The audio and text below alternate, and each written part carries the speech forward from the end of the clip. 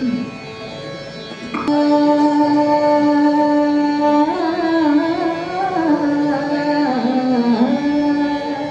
ಕೂಡ ಅರ್ಥ ಮಾಡ್ಕೋಬೇಕು. ಜಗದ್ಗುರು ಅಂತಂದ್ರೆ ಏನು? ಅವರನ್ನ ವೀರಶೈವಾಚಾರ್ಯರು ಅಂತ ಕರಿಬಹುದಿತ್ತು, ಅಥವಾ ಜಂಗಮಾಚಾರ್ಯರಂತ ಕರಿಬಹುದಿತ್ತು, ಅಥವಾ ಲಿಂಗಾಯತಾಚಾರ್ಯರಂತ ಕರಿಬಹುದಿತ್ತು. ಜಗದ್ಗುರು ಅಂತನ ಯಾಕೆ ಕರೆದ್ರು? ಅವರು ಕೇವಲ ಒಂದು ಜಾತಿ ಜನಾಂಗಕ್ಕೆ ಮಾತ್ರ ಸೀಮಿತರಾದಂಥವ್ರಲ್ಲ, ಜಂಗಮರಿಗೆ ಸೀಮಿತರಾದಂಥವ್ರಲ್ಲ, ಕೇವಲ ವೀರಶೈವ ಸಮಾಜಕ್ಕೆ ಸೀಮಿತರಾದಂಥವ್ರಲ್ಲ, ಲಿಂಗಾಯತ ಸಮಾಜಕ್ಕೆ ಸೀಮಿತರಾದಂಥವ್ರಲ್ಲ, ಇಡೀ ಮನುಕುಲಕ್ಕನೇ ಸೀಮಿತರಾದಂಥವ್ರು ಜಗದ್ಗುರು ರೇಣುಕ ಭಗವತ್ಪಾದರು ಅಂತ ಮಾತನ್ನು ನಾವೆಲ್ಲರೂ ಕೂಡ ಅರ್ಥ ಮಾಡ್ಕೋಬೇಕು.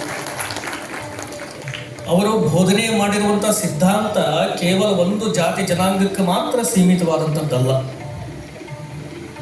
ಅವರು ಅವತಾರ ಮಾಡುವಂಥ ಸಂದರ್ಭದೊಳಗೆ ಸಾಕ್ಷಾತ್ ಪರಮಾತ್ಮನೇ ಅವರಿಗೆ ಅಪ್ಪಣೆಯನ್ನು ಕೊಡ್ತಾನೆ. ಏನಂತ? ಶ್ರೀಮದ್ ಅದ್ವೈತ ಪರಂ ಶಾಸ್ತ್ರಂ ವೇದ ವೇದಾಂತ ಸಮ್ಮತಂ ಸ್ಥಾಪಯಿಷ್ಯಸಿ ಭೂಲೋಕೆ ಸರ್ವೇಷಾಂ ಹಿತಕಾರಕಂ ಅಂತೇಳಿ. ಭೂಲೋಕದೊಳಗೆ ಅವತಾರ ತಾಳುವಂಥ ನೀವು ಯಾವ ಸಿದ್ಧಾಂತವನ್ನು ಸ್ಥಾಪನೆ ಮಾಡಬೇಕಂತಂದ್ರೆ ವೇದಾಂತಗಳಿಗೆ ಸಮ್ಮತವಾಗಿರುವಂಥ ಯಾವುದೇ ಸಿದ್ಧಾಂತಗಳನ್ನು ನಿರಾಕರಣ ಮಾಡದಂತೆ, ಆನಂತರ ಎಲ್ಲರಿಗೂ ಕೂಡ ಹಿತವನ್ನುಂಟು ಮಾಡುವಂಥ ಜೀವ ಮತ್ತು ಶಿವನ ಐಕ್ಯವನ್ನು ಬೋಧಿಸುವಂಥ ಸಿದ್ಧಾಂತವನ್ನು ನೀನು ಸ್ಥಾಪನೆ ಮಾಡಬೇಕು. ಯಾರನ್ನು ಕೂಡ ವಿರೋಧ ಮಾಡಬಾರದು, ಯಾವ ಸಿದ್ಧಾಂತವನ್ನು ಅಲ್ಲಗಳೆಯಬಾರದು, ಎಲ್ಲರಿಗೂ ಕೂಡ ಹಿತವನ್ನು ಮಾಡಬೇಕು. ಸರ್ವೇಷಾಂ ಹಿತಕಾರಕಂ ಅಂತಹ ಸಿದ್ಧಾಂತವನ್ನು, ಶಿವ ಸಿದ್ಧಾಂತವನ್ನು ನೀವು ಸ್ಥಾಪನೆ ಮಾಡ್ಬೇಕಂತೇಳಿ ಸಾಕ್ಷಾತ್ ಪರಮಾತ್ಮನೇ ಅವರನ್ನು ಭೂಲೋಕಕ್ಕೆ ಕಳಿಸಿಕೊಡ್ತಾನೆ. ವಿಶೇಷ ಉಪನ್ಯಾಸವನ್ನ ನೀಡಲಿಕ್ಕೆ ಆಗಮಿಸಿರುವಂತಹ ಡಾಕ್ಟರ್ ಎಂ ಶಿವಶಂಕರಯ್ಯ, ವಿಶ್ರಾಂತ ಪ್ರಾಂಶುಪಾಲರು, ಗ್ರೇಡ್ 1, ಹೊನ್ನಾಳಿ, ದಾವಣಗೆರೆ ಜಿಲ್ಲೆ, ಇವರು ವೇದಿಕೆಗೆ ಆಗಮಿಸಬೇಕು ಅಂತ ವಿನಂತಿಸ್ತೇನೆ. ಜೋರಾದ ಚಪ್ಪಾಳೆಯನ್ನ ನೀಡ್ತಾ ಅವರನ್ನ ವೇದಿಕೆಗೆ ಬರಮಾಡಿಕೊಳ್ಳೋಣ.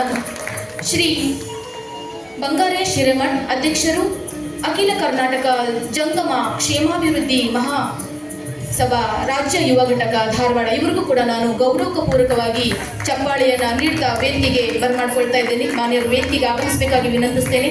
ಹಾಗೆ ಶ್ರೀಮತಿ ಸರೋಜವಾ ಪಾಟೀಲ್, ಅಧ್ಯಕ್ಷರು, ಮಹಿಳಾ ಘಟಕ ಜಗದ್ಗುರು ಶ್ರೀ ರೇಣುಕಾಚಾರ್ಯ ಜಯಂತಿ ಸಮಿತಿ ಧಾರವಾಡ, ಇವರು ಕೂಡ ವೇದಿಕೆಗೆ ಆಗಮಿಸಬೇಕಾಗಿ ವಿನಂತಿಸ್ತೇನೆ. ಶ್ರೀ ಮಂಜುನಾಥ್ ಹಿರೇಮಠ್, ಅಧ್ಯಕ್ಷರು, ಕರ್ನಾಟಕ ಜಂಗಮ ಯುವ ವೇದಿಕೆ ಧಾರವಾಡ, ಇವರು ಕೂಡ ವೇದಿಕೆಗೆ ಆಗಮಿಸಬೇಕಾಗಿ ವಿನಂತಿಸ್ತೇನೆ. ಶ್ರೀ ಬಸವರಾಜ್ ಕುರಟ್ಟಿಮಠ್, ಕಾರ್ಯದರ್ಶಿಗಳು, ಕರ್ನಾಟಕ ಜಂಗಮ ಯುವ ವೇದಿಕೆ ಧಾರವಾಡ, ಇವರು ಕೂಡ ವೇದಿಕೆಗೆ ಆಗಮಿಸಬೇಕಾಗಿ ವಿನಂತಿಸ್ತೇನೆ. ಇಂದಿನ ಕಾರ್ಯಕ್ರಮದಲ್ಲಿ ಮುಖ್ಯ ಅತಿಥಿಗಳಾಗಿ ಹಾಗೆ ಕಾರ್ಯಕ್ರಮದ ರೂವಾರಿಗಳು ಕೂಡ ಆಗಿರುವಂತಹ ಶ್ರೀ ಕುಮಾರ್ ಬೆಕ್ಕೇರಿ ಸರ್ ಅವರು, ಸಹಾಯಕ ನಿರ್ದೇಶಕರು, ಕನ್ನಡ ಮತ್ತು ಸಂಸ್ಕೃತಿ ಇಲಾಖೆ, ಇವರು ಕೂಡ ವೇದಿಕೆಗೆ ಆಗಮಿಸಬೇಕಾಗಿ ವಿನಂತಿಸ್ತಾ ಇದ್ದೇನೆ. ಜೋರಾದ ಚಪ್ಪಾಳೆಯನ್ನು ನೀಡ್ತಾ ಮಾನ್ಯರಿಗೆ ವೇದಿಕೆಗೆ ಬರಮಾಡಿಕೊಳ್ಳೋಣ. ಹಾಗೆ ಶ್ರೀಮತಿ ಶಶಿಕಲಾ ಶಾಸ್ತ್ರಿಮಠ್, ವೀರಶೈವ ಮಹಿಳಾ ಮುಖಂಡರು, ಇವರು ಕೂಡ ವೇದಿಕೆಗೆ ಆಗಮಿಸಬೇಕಾಗಿ ವಿನಮ್ರವಾಗಿ ವಿನಂತಿಸ್ತೇನೆ. ಶ್ರೀಮತಿ ರೇಣುಕಾ ಎಂ ಲಿಂಬಣ್ಣ ದೇವರಮಠ್, ಇವರು ಕೂಡ ವೇದಿಕೆಗೆ ಆಗಮಿಸಬೇಕಾಗಿ ನಾನು ವಿನಂತಿಸ್ತೇನೆ. ಹಾಗೆ ಶ್ರೀ ಮಂಜುನಾಥ್ ಹೂಗಾರ್ ಸಮಾಜದ ಮುಖಂಡರು, ಇವರು ಕೂಡ ವೇದಿಕೆಗೆ ಆಗಮಿಸಬೇಕಾಗಿ ನಾನು ಮಾನ್ಯರಲ್ಲಿ ವಿನಂತಿಸ್ತೇನೆ. ಧರ್ಮದ ಬೆಳಕು ರೇಣುಕ ಜ್ಯೋತಿ, ಬಾಳೆಯ ಹೂವಿನ ಗರ್ಭದಿ ಅವತರಿಸಿದ ಜಗದೀಶ, ಕೊಲ್ಲಿಪಾಕಿಯ ಸೋಮಲಿಂಗನಲ್ಲಿ ಉದ್ಭವಿಸಿದ ಮಹೇಶ, ಪಂಚಪೀಠದ ಆದಿಗುರುವಾಗಿ ಧರ್ಮದ ರಥವ ಎಳೆದ ಈಶ, ಅಗಸ್ತ್ಯ ಮುನಿಗೆ ಶಿವನ ಜ್ಞಾನವ ಬೋಧಿಸಿದ ಗುರು, ನೊಂದ ಜೀವಿಗಳ ಪಾಲಿನ ದೈವ ನಮ್ಮ ಶ್ರೀ ರೇಣುಕ ಗುರು ಇವರ ಜನ್ಮ ದಿನಾಚರಣೆಯನ್ನ ಯುಗಮಾನೋತ್ಸವ ದಿನವಾಗಿ ಆಚರಿಸ್ತಾ ಇದ್ದು ನೀಡಬೇಕಾಗಿ ಶ್ರೀಯುತ ಕುಮಾರ್ ಬೆಕ್ಕೇರಿ ಅವರು, ಸಹಾಯಕ ನಿರ್ದೇಶಕರು, ಕನ್ನಡ ಮತ್ತು ಸಂಸ್ಕೃತಿ ಇಲಾಖೆ, ಇವರಲ್ಲಿ ವಿನಂತಿಸ್ತೇನೆ. ಹಾಗೂ ಕನ್ನಡ ಮತ್ತು ಸಂಸ್ಕೃತಿ ಇಲಾಖೆ ಧಾರವಾಡ ಜಿಲ್ಲೆಯ ವೀರಶೈವ ಲಿಂಗಾಯತ ಸಮಾಜದ ಸಮಸ್ತ ಸಂಘ ಸಂಸ್ಥೆಗಳ ಸಹಯೋಗದಲ್ಲಿ ಇವತ್ತು ಆಯೋಜನೆ ಮಾಡಿರುವ ಜಗದ್ಗುರು ಶ್ರೀ ರೇಣುಕಾಚಾರ್ಯ ಜಯಂತಿ ಯುಗಮಾನೋತ್ಸವ ಕಾರ್ಯಕ್ರಮಕ್ಕೆ ತಮಗೆಲ್ಲರಿಗೂ ಕೂಡ ಹೃತ್ಪೂರ್ವಕವಾಗಿ ಸ್ವಾಗತವನ್ನು ಕೋರ್ತಾ ಇದ್ದೇವೆ. ಮಾನ್ಯರೇ, ಕರ್ನಾಟಕ ಸರ್ಕಾರ ಇಡೀ ವರ್ಷ ಸಂತರು, ಶರಣರು, ಸಮಾಜ ಸುಧಾರಕರು, ದಾರ್ಶನಿಕರು ಇವರ ಜಯಂತಿಗಳನ್ನು ಆಚರಣೆ ಮಾಡ್ತಾ ಇದೆ. ಅದರಲ್ಲೂ ಕೂಡ ಯುಗ ಪುರುಷ, ಅವತಾರ ಪುರುಷ, ದೈವಿ ಪುರುಷ ಶ್ರೀ ರೇಣುಕಾಚಾರ್ಯ ಜಯಂತಿಯನ್ನು ಸರ್ಕಾರ ಆಚರಣೆ ಮಾಡ್ತಾ ಇರೋದು ಔಚಿತ್ಯಪೂರ್ಣವಾಗಿದೆ.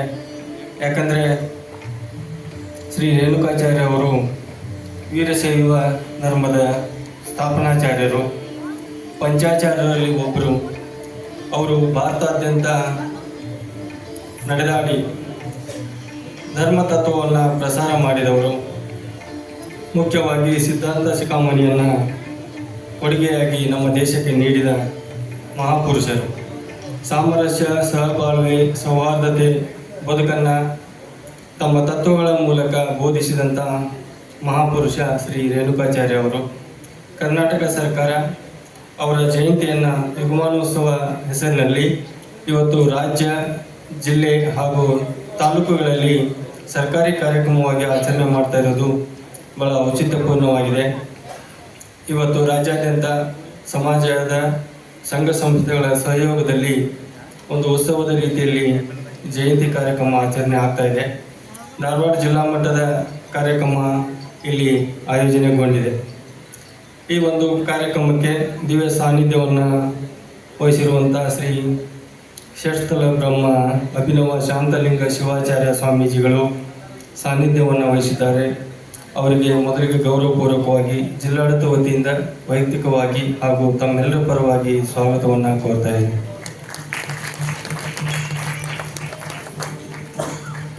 ಕಾರ್ಯಕ್ರಮದ ಮುಖ್ಯ ಅತಿಥಿಗಳಾಗಿ ಆಗಮಿಸಿರುವ ಮಾನ್ಯ ಅಧ್ಯಕ್ಷರು, ಹುಬ್ಬಳ್ಳಿ ಧಾರವಾಡ ನಗರಾಭಿವೃದ್ಧಿ ಪ್ರಾಧಿಕಾರದ ಅಧ್ಯಕ್ಷರಾದಂಥ ಶ್ರೀ ಶಂಕರ್ ಸಂಧಿ ಸಾಹೇಬರು, ಅವ್ರಿಗೂ ಕೂಡ ನಾನು ಗೌರವಪೂರ್ವಕವಾಗಿ ಸ್ವಾಗತವನ್ನು ಕೋರ್ತಾ ಇದ್ದೀನಿ.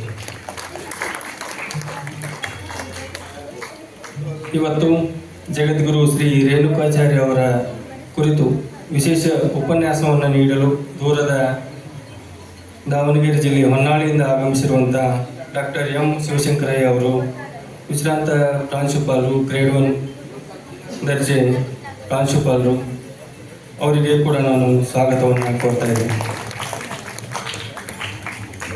ಕಾರ್ಯಕ್ರಮದಲ್ಲಿ ಉಪಸ್ಥಿತಿಯನ್ನು ವಹಿಸಿರುವ ಶ್ರೀ ಬಂಗಾರೇಶ್ ಹಿರೇಮಠ ಅವರು, ಅಧ್ಯಕ್ಷರು, ಅಖಿಲ ಕರ್ನಾಟಕ ಜಂಗಮ ಕ್ಷೇಮಾಭಿವೃದ್ಧಿ ಮಹಾಸಭಾ ರಾಜ್ಯ ಯುವ ಘಟಕದ ಅಧ್ಯಕ್ಷರು, ಅವರಿಗೂ ಸಹ ಕಾರ್ಯಕ್ರಮಕ್ಕೆ ಸ್ವಾಗತವನ್ನು ಕೋರ್ತಾ ಇದ್ದೀನಿ.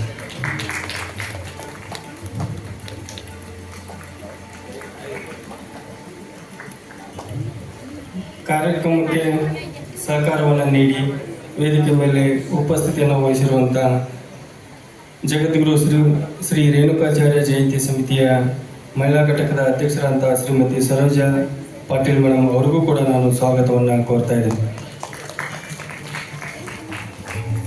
ಕರ್ನಾಟಕ ಜಂಗಮ ಯುವ ವೇದಿಕೆಯ ಅಧ್ಯಕ್ಷರಾದಂಥ ಶ್ರೀ ಮಂಜುನಾಥ್ ಹಿರೇಮಠ್ ಅವರು ಕೂಡ ವೇದಿಕೆ ಮೇಲೆ ಉಪಸ್ಥಿತರಿದ್ದಾರೆ, ಅವ್ರಿಗೂ ಸಹ ಸ್ವಾಗತವನ್ನು ಕೋರ್ತಾ ಇದ್ದೀನಿ.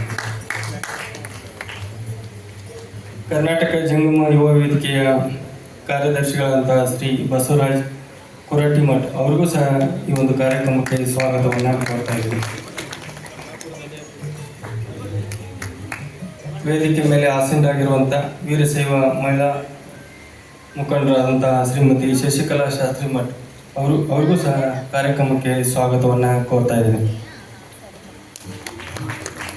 ಅದೇ ರೀತಿ ವೀರಶೈವ ಯೋಗ ಕೇಂದ್ರದ ಅಧ್ಯಕ್ಷರಾದಂಥ ಶ್ರೀಮತಿ ರೇಣುಕಾ ಲಿಂಬಣ್ಣ ದೇವರ ಮಠ್, ಅವ್ರಿಗೂ ಸಹ ಕಾರ್ಯಕ್ರಮಕ್ಕೆ ಸ್ವಾಗತವನ್ನು ಕೋರ್ತಾ ಇದ್ದೀನಿ. ಸಮಾಜದ ಮುಖಂಡರಾದಂಥ ಶ್ರೀ ಮಂಜುನಾಥ್ ಹೂಗಾರ್, ಅವರಿಗೂ ಸಹ ಈ ಒಂದು ಕಾರ್ಯಕ್ರಮಕ್ಕೆ ಸ್ವಾಗತವನ್ನು ಕೋರ್ತಾ ಇದ್ದೀನಿ.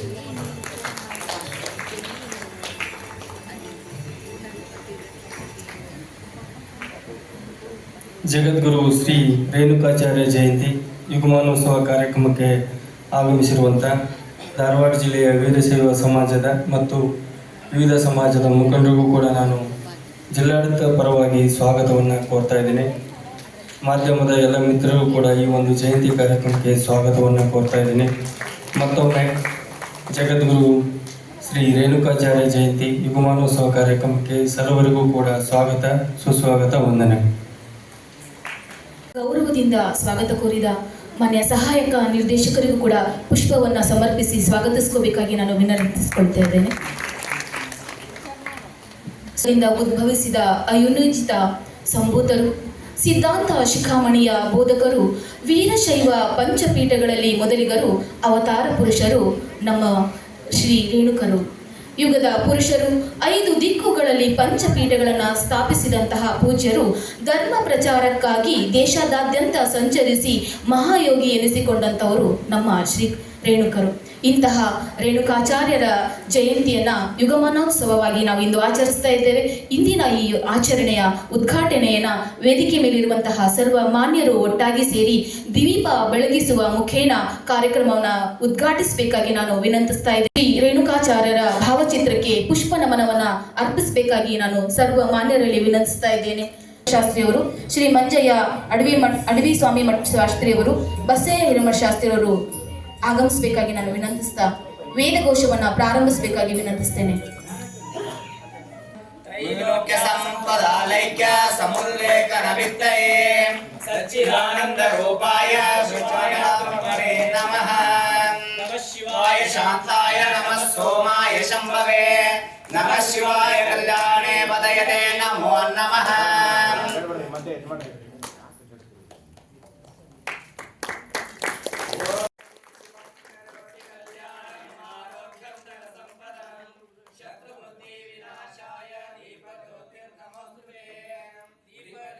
ಮಾನ್ಯ ಅಧ್ಯಕ್ಷರು, ಹುಬ್ಬಳ್ಳಿ ಧಾರವಾಡ ನಗರಾಭಿವೃದ್ಧಿ ಪ್ರಾಧಿಕಾರ ನವನಗರ ಹುಬ್ಬಳ್ಳಿ ಇವರಲ್ಲಿ ವಿನಂತಿಸ್ತೇನೆ. ಭಕ್ತರಲ್ಲಿ ನಮಸ್ಕರಿಸಿ, ಜಿಲ್ಲಾ ಆಡಳಿತ ಕನ್ನಡ ಮತ್ತು ಸಂಸ್ಕೃತಿ ಇಲಾಖೆ ಧಾರವಾಡ ಸಹಾಯಕ ನಿರ್ದೇಶಕರಾದಂಥ ಕುಮಾರ್ ಬೆಕ್ಕೆ ಅವರಿವರ ಆದಿಯಾಗಿ ಈ ಸಭೆಯಲ್ಲಿ ಸಾನ್ನಿಧ್ಯವನ್ನು ವಹಿಸಿದಂಥ ಶಾಂತಲಿಂಗ ಶಿವಾಚಾರ್ಯ ಮಹಾಸ್ವಾಮೀಜಿಗಳಿಗೆ ನಮನ ಮಾಡುತ್ತಾ, ನಿಮ್ಮೆಲ್ಲರನ್ನೂ ಯುಗ ಮಾನೋತ್ಸವದ ಬಗ್ಗೆ ಹೇಳಲಿಕ್ಕೆ ದೂರದಿಂದ ದಾವಣಗೆರೆ ಜಿಲ್ಲೆಯಿಂದ ಬಂದಂಥ ರಿಟೈರ್ಡ್ ಪ್ರಿನ್ಸಿಪಾಲ್ ಶಿವಶಂಕರಯ್ಯ ಅವರೇ, ಇಲ್ಲಿ ಬಂದಂಥ ಎಲ್ಲ ಅಭಿಮಾನಿಯವರೇ, ಇವತ್ತು ಬಹಳ ಸಂತೋಷದ ದಿನ ಅನ್ಕೋಬೋದು, ಅಥವಾ ನಾವು ನಮ್ಮಷ್ಟಕ್ಕೆ ಬಹಳ ಪುಣ್ಯವಂತರು ಅಥವಾ ಪಾವನರು ಅನ್ಕೊಂಡಿರ್ಬೋದು. ಇವತ್ತು ಜಗದ್ಗುರು ಶ್ರೀ ಶಂಕರಾಚಾರ್ಯ ಅವರ ಜಯಂತಿ ಆಚರಣೆ ಮಾಡಲಿಕ್ಕೆ ನಾವು ಜಗದ್ಗುರು ಶ್ರೀ ರೇಣುಕಾಚಾರ್ಯಜಿಯವರ ಜಯಂತಿಯನ್ನು ಆಚರಣೆ ಮಾಡಲಿಕ್ಕೆ ನಾವು ಇಲ್ಲೆಲ್ಲ ಸೇರಿದ್ದೀವಿ. ಉಪನ್ಯಾಸಕರು, ಗುರುಗಳು, ಬಂಗಾರೇಶ್ವರಿ ಮಠ ಮತ್ತು ಸಮಾಜದ ಎಲ್ಲ ಮುಖಂಡರು ಅದರ ಬಗ್ಗೆ ಹೇಳ್ತಾರೆ. ಬಟ್ ನಾವು ಒಂದು ಮಾತನ್ನು ಹೇಳಲಿಕ್ಕೆ ಭಾಳ ಇಚ್ಛೆ ಪಡ್ತೇವೆ. ಒಂದು ಕಡೆ ಇವತ್ತು ಇಂತಹ ಮಹಾನ್ ನಮ್ಮ ಐಡಿಯಾಲಜಿಕಲಿ ಸ್ಟ್ರಾಂಗ್ ಇದ್ದಂಥ ಜಗದ್ಗುರುಗಳ ಬಗ್ಗೆ ನಾವು ಅವ್ರನ್ನ ನೆನೆಸ್ಕೋಬೇಕು, ಅವರ ಜೊತೆ ಅವರು ಹಾಕಿಕೊಟ್ಟಿರುವಂಥ ಹಾದಿಯಲ್ಲಿ ನಡೀಬೇಕು ಅನ್ನುವ ವ್ಯವಸ್ಥೆಗೆ ತಂದಿದ್ದಲ್ಲ ಸರ್ಕಾರ, ಕರ್ನಾಟಕ ಸರ್ಕಾರ. ಅದಕ್ಕೆ ನಾವು ಬಹಳ ಧನ್ಯವಾದಗಳನ್ನು ಹೇಳಲಿಕ್ಕೆ ಇಚ್ಛೆ ಪಡ್ತೀನಿ. ಯಾಕಂದರೆ ಎಲ್ಲೋ ಒಂದು ಕಡೆ ನಾವು ಪರಂಪರೆಯನ್ನು ಮರೆತು ಬೇರೆ ಹಾದಿಯಲ್ಲಿ ಹೋಗ್ತಾ ಇದ್ವಿ. ಬಟ್ ಶರಣರ ಜಯಂತಿ ಆಯಿತು, ಜಗದ್ಗುರುಗಳ ಜಯಂತಿ ಆಯಿತು, ಇನ್ನೂ ಹಿಸ್ಟಾರಿಕಲ್ ಲೀಡರ್ಸ್ ದೇಶದ ಬಗ್ಗೆ ಕಾಳಜಿ ಇಟ್ಕೊಂಡು ದೇಶದ ಜನರಿಗೆ ಒಳ್ಳೆ ಹಾದಿ ಇಲ್ಲಿ ನಡೀಲಿಕ್ಕೆ ನಮ್ಮನ್ನು ಲೀಡ್ ಮಾಡಿದಂಥ ಜಗದ್ಗುರುಗಳ ಬಗ್ಗೆ ನಾವು ಇವತ್ತು ನೆನೆಸ್ಕೊತಾ ಇದ್ದೀವಿ. ಇದಕ್ಕೆ ಸರ್ಕಾರ ಎಲ್ಲ ಒಂದು ಚಿಂತನೆ ಇತ್ತು ಸರ್ಕಾರದ, ಇಲ್ಲ ಇದನ್ನು ಮಾಡಲೇಬೇಕು. ಯಾಕಂದ್ರೆ ಅವ್ರ ಕಾಂಟ್ರಿಬ್ಯೂಷನ್ ಮಾನವೀಯತೆಗಾಗಿ ಬಹಳ ದೊಡ್ಡದಿದೆ. ನಾವು ಅವ್ರನ್ನ ಇತಿಹಾಸವನ್ನು ಓದಿದಾಗ ನಾವು ಬಂಗಾರೇಶ್ವರ ಡಿಸ್ಕಷನ್ ಮಾಡ್ತಾ ಇದ್ವಿ. ಬಹಳಷ್ಟು ಕ್ರೂರ ಜಂಗಲ್ನಲ್ಲಿ ಬೇಟೆಯಾಡಿಕೊಂಡು ಜನರನ್ನು ಕೊಂದು ಜೀವನ ಮಾಡುವರನ್ನು, ನೀಲಪ್ಪ ನೀನು ಮಾನವನದಿ, ನಿನಗೊಂದು ವ್ಯವಸ್ಥಿತವಾದ ಸಿದ್ಧಾಂತದಲ್ಲಿ ನೀವು ಬರಬೇಕಂತೇಳಿ ಕನ್ವರ್ಟ್ ಮಾಡಿದ್ರು ಮುಂದೆ ಬಹಳ ಆದಿ ಕವಿಗಳಾಗ್ಯಾರ ಅನ್ನೋದ್ರ ಬಗ್ಗೆನೂ ನಾವು ಅವ್ರ ಬಗ್ಗೆ ತಿಳ್ಕೊಂಡಿರ್ತೀವಿ. ಅಂತಹ ಒಳ್ಳೆ ಹಾದಿಯಲ್ಲಿ ನಡೆಸಲಿಕ್ಕೆ ಇವತ್ತು ನಾವು ಅವರ ಚರಿತ್ರೆಗಳನ್ನು ಓದ್ಕೋಬೇಕು ಮತ್ತು ಜನರಿಗೂ ತಿಳಿಸಿ ಹೇಳಿಸ್ಬೇಕಾಗುತ್ತೆ. ಬರೀ ವರ್ಷಕ್ಕೊಮ್ಮೆ ನಾವು ಇಲ್ಲಿ ಬಂದು ಕೂತ್ಕೊಂಡು ಜಗದ್ಗುರು ರೇಣುಕಾಚಾರ್ಯ ಅವರ ಬಗ್ಗೆ ಅಂಡರ್ಸ್ಟ್ಯಾಂಡ್ ಮಾಡ್ಕೊಂಡು ಹೋಗ್ಬಿಟ್ರೆ ಸಾಲೋದಿಲ್ಲ. ಅಲ್ಲಿಗೆ ನಮ್ಮ ರೆಸ್ಪಾನ್ಸಿಬಿಲಿಟಿ ಸ್ಟಾಪ್ ಆಗೋದಿಲ್ಲ. ನಮ್ಮ responsibility irrespective of the religion and region, ನಾವು ಯಾವ ಧರ್ಮದವರು ಇರ್ಬೋದು, ಯಾರು ಮಾನವಕ್ಕಾಗಿ, ಮಾನವ ಕಲ್ಯಾಣಕ್ಕಾಗಿ, ಮಾನವ ಮತ್ತು ದೇವರ ನಡುವೆ ಬ್ರಿಡ್ಜ್ ಆಗಿ ಯಾವ ರೀತಿ ನಮ್ಮನ್ನು ಮೇಲಕ್ಕೆ ತರಲಿಕ್ಕೆ ಪ್ರಯತ್ನ ಪಟ್ಟರು ಅಂಥವ್ರ ಬಗ್ಗೆ ನಾವು ಪದೇ ಪದೇ ಡಿಸ್ಕಷನ್ ಮಾಡಬೇಕು, ಮಾತಾಡ್ತಾ ಇರಬೇಕು. ನಾವು ಎಲ್ಲೋ ಒಂದು ಕಡೆ ನಮ್ಮ ಮಕ್ಕಳನ್ನು ಕಾಂಪಿಟಿಷನ್ ವರ್ಲ್ಡಲ್ಲಿ ಬರೀ ಡಾಕ್ಟರ್ ಮಾಡ್ಲಿಕ್ಕೆ ಹೊರಟು ಬಿಡ್ತೀವಿ, ಇಂಜಿನಿಯರ್ ಮಾಡ್ಲಿಕ್ಕೆ ಹೊರಟು ಬಿಡ್ತೀವಿ, ಇಲ್ಲಪ್ಪ IAS ಮಾಡಕ್ಕೆ ಹೋಗ್ತೀವಿ, IPS ಮಾಡಕ್ಕೆ ಹೋಗ್ತೀವಿ, ಬಟ್ ಧರ್ಮದಿಂದ ನಾವೆಲ್ಲ ದೂರ ಮಾಡಬೇಕು. ಅವ್ರು ಹೊಳ್ಳಿ ಬಂದಾಗ ಗೂಗಲ್ಲು, ರೀಲು, ಮೊಬೈಲು ಏನು ಹೇಳ್ತದೆ ಅದನ್ನಷ್ಟು ಅವ್ರು ಅಂಡರ್ಸ್ಟ್ಯಾಂಡ್ ಮಾಡ್ಕೊಂಡು ಇಷ್ಟ ಇರ್ಬೋದು ನಮ್ಮ ಧರ್ಮ ಅಂತಾರೆ. ಬಟ್ ಧರ್ಮ ಯಾವಾಗಲೂ ಒಂದು ಸಣ್ಣ ತನಕ ಸೀಮಿತವಾಗಿಲ್ಲ, ಅದಕ್ಕೊಂದು ವಿಶಾಲವಾದಂಥ ಆಕಾರ ಐತಿ. ಯಾಕಂದರೆ ಇಡೀ ಜಗತ್ತಿನಲ್ಲಿ ಎಷ್ಟು ಜನ ಇದ್ದಾರೆ, ಇಡೀ ವಿಶ್ವದಲ್ಲಿ ಏನು ಜನ ಇದ್ದಾರಲ್ಲ ಅವ್ರಿಗೆಲ್ಲರಿಗೂ ಎಲ್ಲ ಒಂದು ಕಡೆ ಧರ್ಮದ ಹಾದಿಯಲ್ಲಿ ಸಾಗಿಸ್ಬೇಕಂದ್ರೆ ಇಂಥ ಜಗದ್ಗುರು ಅವರ ಕಲ್ಪನೆಗಳನ್ನು, ಅವರ ವಿಚಾರಧಾರೆಗಳನ್ನು ನಾವು ಮನೆಯಲ್ಲೂ ಪದೇ ಪದೇ ನಮ್ಮ ಮಕ್ಕಳಿಗೆ ಹೇಳಿಕೊಡ್ಬೇಕಾಗ್ತದೆ. ಇಂಥ ವ್ಯವಸ್ಥೆಗೆ ನಾವು ಹೋಗಲೇಬೇಕು. ಇಲ್ಲಾಂದರೆ ಎಲ್ಲೋ ಒಂದು ಕಡೆ ನಾವು ನಮ್ಮ ಮಕ್ಕಳನ್ನು ಇವರಿಂದ ದೂರ ಮಾಡಲಿಕ್ಕೆ ನಾವು ಕಾರಣರಾಗ್ತೀವಿ ಹೊರತಾಗಿ ಬೇರೆ ಯಾರೂ ಕಾರಣರಾಗಲಿಕ್ಕೆ ಸಾಧ್ಯ ಇಲ್ಲ. ದಯವಿಟ್ಟು ಇಲ್ಲಿ ಬಹಳ ಮುದ್ದು ಮಕ್ಕಳು ಬಂದಿರಿ, ಇವ್ರ ಬಗ್ಗೆ ಇನ್ನೂ ಹೆಚ್ಚಿನ ಅಧ್ಯಯನ ನೀವು ಮಾಡಕ್ಕೆ ಹೋಗ್ಬೇಕು, ಬಹಳ ಡೀಪಾಗಿ ಇಳ್ಕೋಬೇಕು. ಯಾರೋ ಒಬ್ಬರು ಹೇಳ್ತಾರೆ ಅಂದ್ರೆ ಅದನ್ನು ನೀವು ಪ್ರಾಕ್ಟಿಕಲಿಟಿಯಾಗಿ ಕನೆಕ್ಟ್ ಮಾಡ್ಬೋದು. ನಾವೇನು ಮಾಡ್ತೀವಿ, ಸ್ಟಡಿ ಮಾಡ್ತೀವಿ, ಪ್ರಾಕ್ಟಿಕಲೈಟಾಗಿ ಎಲ್ಲೂ ಕನೆಕ್ಟ್ ಮಾಡ್ಕೊಳಕ್ಕೆ ಹೋಗೋದಿಲ್ಲ. ಅವ್ರು ಯಾಕೆ ಆ ಸಮಯದಲ್ಲಿ ಅಂಥ ಸ್ಟೆಪ್ಸ್ ತೊಗೊಂಡ್ರು, ಅವ್ರಿಗೆ ಯಾಕೆ ದೇವರು ಒಲಿದ್ರು, ಅವ್ರು ಹೆಂಗೆ ಉದ್ಭವ ಆದರು, ಅವ್ರಿಗೆ ಯಾಕೆ ಬರಬೇಕಾಗಿತ್ತು ದೇವತೆ ಲೋಕೆ ಅಂದ್ಬಿಟ್ಟು ಧರ್ಮದ ಇಲ್ಲಿ ಭೂಮಿಗೆ ಬಂದು ನಮ್ಮನ್ನ ಯಾಕೆ ಸುಧಾರಿಸ್ಲಿಕ್ಕೆ ಬಂದರು ಅನ್ನೋದ್ರ ಬಗ್ಗೆ ನಾವು ವಿಚಾರ ಮಾಡ್ಕೋಬೇಕಾಗತ್ತೆ. ನಾವೆಲ್ಲೋ ಒಂದು ಕಡೆ ಹಾದಿ ತಪ್ಪಿದ್ವಿ, ಇವತ್ತು ಹಾದಿ ತಪ್ತಾ ಇದ್ದೀವಿ. ಸೊ ಇಂಥ ಜಗದ್ಗುರುಗಳ ಹಾದಿಯಲ್ಲಿ, ಇವರ ವಿಚಾರದಲ್ಲಿ ನಾವು ಧರ್ಮದ ಹಾದಿಯಲ್ಲಿ ನಡೆಯುವಂಥ ವ್ಯವಸ್ಥೆಗೆ ನಾವು ಕಾರಣಭೂತರಾಗಿರ್ಬೇಕು ಅನ್ನೋ ಒಂದು ಬಗ್ಗೆ ಚಿಂತನೆ ಹೇಳ್ತಾ, ಸರ್ಕಾರ ಇನ್ನೂ ಈ ಥರದ ಇನ್ನೂ ಕಾರ್ಯಕ್ರಮಗಳನ್ನ ಮಾಡ್ತಾವ. ಈ ಕಾರ್ಯಕ್ರಮದಲ್ಲಿ ತಾವೆಲ್ಲ ಪಾರ್ಟಿಸಿಪೇಟ್ ಮಾಡ್ಕೋಬೇಕು, ಬರಬೇಕು. ನಾವು ಎಲ್ಲಿವರೆಗೂ ಸೋಷಿಯಲ್ ಕನೆಕ್ಟ್ ಆಗೋದಿಲ್ಲ, ನಾವು ಒಂದೇ ಕಡೆ ಇರ್ತೀವಿ, ಅಲ್ಲಿ ಎಲ್ಲೋ ಒಂದು ಕಡೆ ಈ ನಮ್ಮ ದೇಶಕ್ಕೆ ಏನು ಯೂನಿಟಿ ಇನ್ ಡೈವರ್ಸಿಟಿ ಬೇಕಲ್ಲ ಅದನ್ನು ಕಳ್ಕೊಳ್ಳುವಂಥ ವ್ಯವಸ್ಥೆಗೆ ನಾವು ಹೋಗ್ತಾ ಇದ್ದೀವಿ. ದಯವಿಟ್ಟು ಇಂಥ ಕಾರ್ಯಕ್ರಮಗಳು ಇನ್ನೂ ಹೆಚ್ಚಿನ ರೀತಿಯಲ್ಲಿ ಸರ್ಕಾರದಿಂದ ಆಯೋಜನೆ ಆಗಬೇಕು. ನಾವು ಜನರ ಮಧ್ಯೆ ಹೋಗೋಕ್ಕೆ ಸರ್ಕಾರ ಮತ್ತು ಧರ್ಮ ಬೇರೆ ಆಗಲಿಕ್ಕೆ ಸಾಧ್ಯನೇ ಇಲ್ಲ. ಸರ್ಕಾರ ಮತ್ತು ಧರ್ಮ ಎರಡೂ ಒಂದೇ ಹಾದಿಯಲ್ಲಿ ಸಾಗಿದ್ರೆ ಮಾತ್ರ ದೇಶ ಅಭಿವೃದ್ಧಿ ಆಗ್ತದೆ. ನಮಗೂ ಪ್ರೌಡ್ ಬರ್ತೈತೆ, ಅದಕ್ಕೆ ಪ್ರೌಡ್ ಇಂಡಿಯನ್ಸ್ ಅಂತ ಹೇಳ್ಕೋಬಹುದು. ಅದರಿಂದ ಬಂದಂಥ ಎಲ್ಲ ಅಭಿಮಾನಿಗಳಲ್ಲಿ, ಭಕ್ತರಲ್ಲಿ ಒಂದೇ ಕೇಳ್ಕೊತೀನಿ, ಜಗದ್ಗುರು ರೇಣುಕಾಚಾರ್ಯರ ಬಗ್ಗೆ ಇನ್ನೂ ಹೆಚ್ಚಿನ ಅಧ್ಯಯನ ಆಗಬೇಕು, ಅವ್ರ ಬಗ್ಗೆ ಹೆಚ್ಚಿನ ಪುಸ್ತಕಗಳು ರೆಡಿ ಆಗಬೇಕು.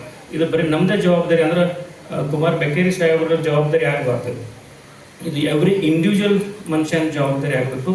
ನಾನು ಅವ್ರ ಬಗ್ಗೆ ಅಟ್ಲೀಸ್ಟ್ ಒಂದು ಪೇಜ್ ಆದರೂ ಕಾಂಟ್ರಿಬ್ಯೂಟ್ ಮಾಡಬೇಕು, ಒಂದು ಪೇಜ್ ಆದರೂ ಅವ್ರ ಬಗ್ಗೆ ರಿಸರ್ಚ್ ಮಾಡ್ಕೋಬೇಕು ಅನ್ನೋ ಅಧ್ಯಯನ ಎಲ್ಲ ಮಟ್ಟದಲ್ಲಿನೂ ಆಗಬೇಕು. ಮಠಾಧೀಶರು ಅದರ ಕಡೆ ಗಮನ ಹರಿಸಬೇಕು.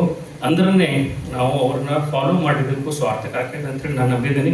ಕರೆದು ಅಭಿಮಾನದಿಂದ ಸಮಯ ಮಾಡಿಕೊಟ್ಟಂಥ ಕನ್ನಡ ಮತ್ತು ಸಂಸ್ಕೃತಿ ಇಲಾಖೆಯ ಅಧಿಕಾರಿಗಳಿಗೆ ವಂದಿಸಿ ನನ್ನ ಮಾತು ಮುಗಿಸ್ತೀನಿ. ಜೈ ಹಿಂದ್, ಜೈ ಭಾರತ್. ಧರ್ಮದಿಂದ ಎಲ್ಲರೂ ಒಂದಾಗಿ ವಿಶಾಲತೆ ಮೆರೆದು ಸಹೋದರತೆಯಿಂದ ಬಾಳೋಣ ಎಂದು ನಮಗೆಲ್ಲರಿಗೂ ಕರೆ ನೀಡಿರ್ತಕ್ಕಂಥ ಶ್ರೀ ಶಾಕೀರ್ ಸನದಿ ಮಾನ್ಯ ಅಧ್ಯಕ್ಷರು, ಹುಬ್ಬಳ್ಳಿ ಧಾರವಾಡ ನಗರಾಭಿವೃದ್ಧಿ ಪ್ರಾಧಿಕಾರ, ಇವರಿಗೆ ಧನ್ಯವಾದಗಳನ್ನು ಅರ್ಪಿಸ್ತೇನೆ. ಜಗದ ಹಿತ, ಜಾತಿ ಭೇದವಿಲ್ಲದೆ ಲಿಂಗಾಧಾರಣೆ ಮಾಡುವ ಮೂಲಕ ಎಲ್ಲರೂ ಕೂಡ ಮೋಕ್ಷವನ್ನು ಪಡೆಯಬಹುದು ಎಂದು ಸಾರಿದ ಯುಗ ಪುರುಷ, ಕಾಯಕವೇ ಕೈಲಾಸ ಎಂಬ ತತ್ವಕ್ಕೆ ಅಡಿಪಾಯ ಕೊಟ್ಟವರು ನಮ್ಮ ಶ್ರೀ ರೇಣುಕರು. ಇಂತಹ ಕಾಯಕ ಯೋಗಿಯ ಜಯಂತಿಗೆ ಸಹಕರಿಸಿ ಇಂದಿನ ವೇದಿಕೆ ಮೇಲೆ ಉಪಸ್ಥಿತರಿರುವಂತಹ ಶ್ರೀ ಬಂಗಾರೇಶ್ ಹಿರೇಮಠ್ ಅವರು, ಅಧ್ಯಕ್ಷರು, ಅಖಿಲ ಕರ್ನಾಟಕ ಜಂಗಮ ಕ್ಷೇಮಾಭಿವೃದ್ಧಿ ಮಹಾಸಭಾ ರಾಜ್ಯ ಯುವ ಘಟಕ, ಇವರು ಆಗಮಿಸಿ ತಮ್ಮ ಆಶಯಗಳನ್ನು ನಮಗಾಗಿ ನೀಡಬೇಕಾಗಿ ವಿನಂತಿಸುತ್ತೇನೆ.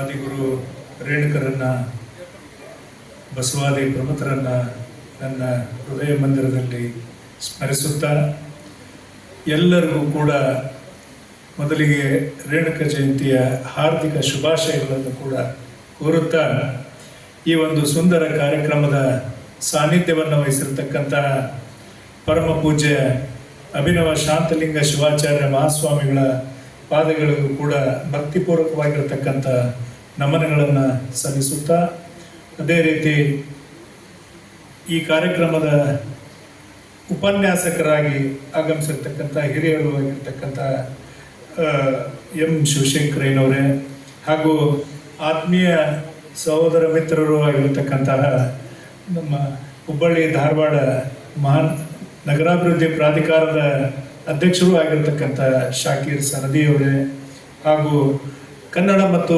ಸಂಸ್ಕೃತಿ ಇಲಾಖೆಯ ನಿರ್ದೇಶಕರು ಆತ್ಮೀಯರಾಗಿರ್ತಕ್ಕಂಥ ಕುಮಾರ್ ಬೆಕ್ಕೇರಿಯವರೇ ಹಾಗೂ ಶಶಿಕಲಾ ಶಾಸ್ತ್ರಿ ಮಠ ಅವರೇ, ಲಿಂಬಣ್ಣ ದೇವ್ರ ಮಠರೇ, ನಮ್ಮ ಇನ್ನೋರ್ವ ಸಹೋದರಿ ಸರೋಜಾ ಪಾಟೀಲ್ ಅವರೇ, ಮಂಜುನಾಥ್ ಹಿರೇಮಠರೇ, ಕುರಟ್ಟಿ ಮಠರೇ ಹಾಗೂ ಸಹೋದರ ಮಂಜು ಹೂಗಾರ್ ಅವರೇ, ಈಶ್ವರ ಹಿರೇಮಠರೇ, ಲಿಂಬಣ್ಣ ದೇವ್ರ ಮಠರೇ ಹಾಗೂ ನಾಗನಗೌಡ್ರೆ ಹಾಗೂ ಎಲ್ಲ ನನ್ನ ಸಮುದಾಯದ ವೀರಶೈವ ಲಿಂಗಾಯತ ಸಮುದಾಯದ ಬಂಧುಗಳೇ ಹಾಗೂ ತಾಯಿಯಂದರೆ, ಮುದ್ದು ಮಕ್ಕಳೇ, ಈಗಾಗಲೇ ಸಾಕಷ್ಟು ವಿಚಾರಗಳು ತಮ್ಮೆಲ್ಲರಿಗೂ ತಿಳಿದಿರ್ತಕ್ಕಂಥದ್ದು. ಯಾಕಂದ್ರೆ ಆ ಸಂಪ್ರದಾಯದೊಳಗೆ ನಾವು ಬೆಳೆದು ಬಂದಿದ್ದೀವಿ ಅಂದ ಮೇಲೆ ಈ ಒಂದು ವ್ಯವಸ್ಥೆಯನ್ನು ಮತ್ತು ನಾವು ಹುಟ್ಟಿದಾಗಿಂದನೂ ಕೂಡ ಇಲ್ಲಿವರೆಗೂ ಕೂಡ ಇದನ್ನು ನಡೀತಾನೆ ನೋಡ್ತಾನೆ ಇರ್ತೀವಿ. ಆದರೆ ಹಿಂದಿನ ಒಂದು ವ್ಯವಸ್ಥೆ ಏನಿತ್ತು, ನಮ್ಮ ರೇಣುಕರ ಆದಿಯಾಗಿ ಏನು ನಮ್ಮ ಎಲ್ಲ ಪೂಜ್ಯ ಮಹಾಸ್ವಾಮಿಗಳು ಆಗಿರ್ಬೋದು, ಬಸವಾದಿ ಪ್ರಮುಖರಾಗಿರ್ಬೋದು, ಅವರೆಲ್ಲರೂ ಕೂಡ ಸಾರಿದಂಥ ಸಂದೇಶ ಏನಾಗಿತ್ತಪ್ಪ ಅಂತಂದರೆ, ಬಸವಣ್ಣನವ್ರು ಹೇಳ್ತಾರೆ, ಇವನಾರವ ಎಂದೆನಿಸದಿರಯ್ಯ, ಇವನ್ ನಮ್ಮವ ಎಂದೆನಿಸಯ್ಯ, ಇವ ನಮ್ಮ ಮನೆಯ ಮಗನೆಂದೆನಿಸಯ್ಯ ಅಂತ.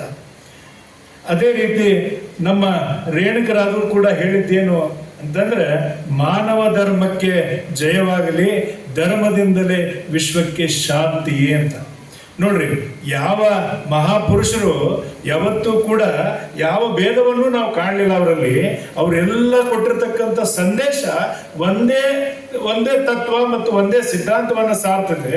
ಆದ್ರೆ ಇವತ್ತಿನ ಬದುಕಿನೊಳಗೆ ನಾವು ಹೆಂಗೆ ಹೋಗ್ತಾ ಇದೀವಿ ಅಂತಂದ್ರೆ, ಇವ ನಮ್ಗೆ ಆ ಜಾತಿಯವ, ನಮಗೆ ಈ ಜಾತಿಯವ, ನಮ್ಗೆ ಅವ ಬೇಡ, ನಮ್ಗೆ ಇವ ಬೇಡ ಅನ್ನುವಂಥ ಒಂದು ಸಿದ್ಧಾಂತದೊಳಗೆ ನಾವು ಸಾಗ್ತಾ ಇದ್ದೇವೆ.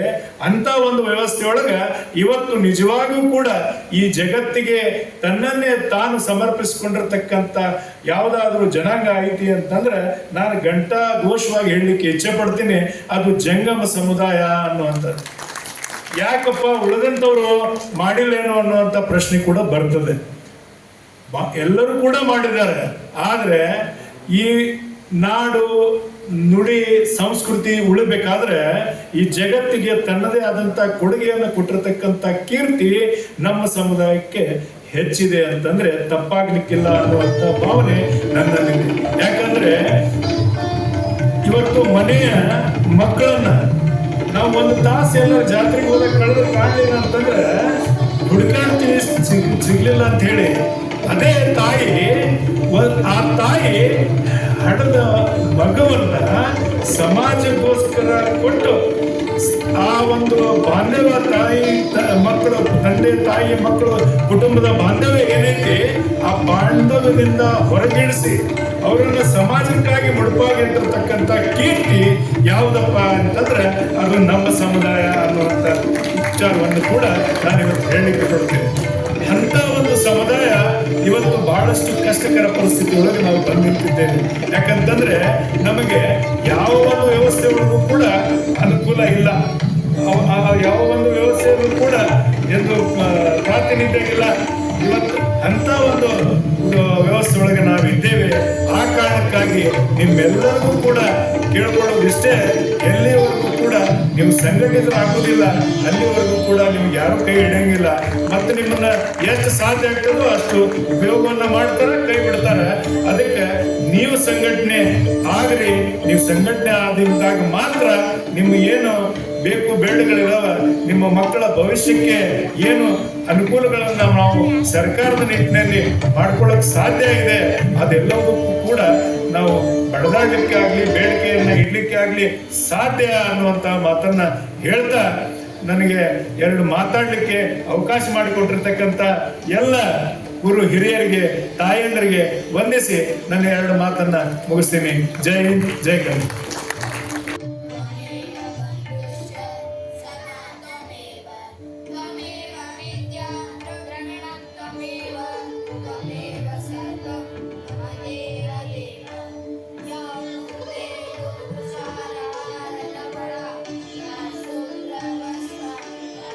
Yeah.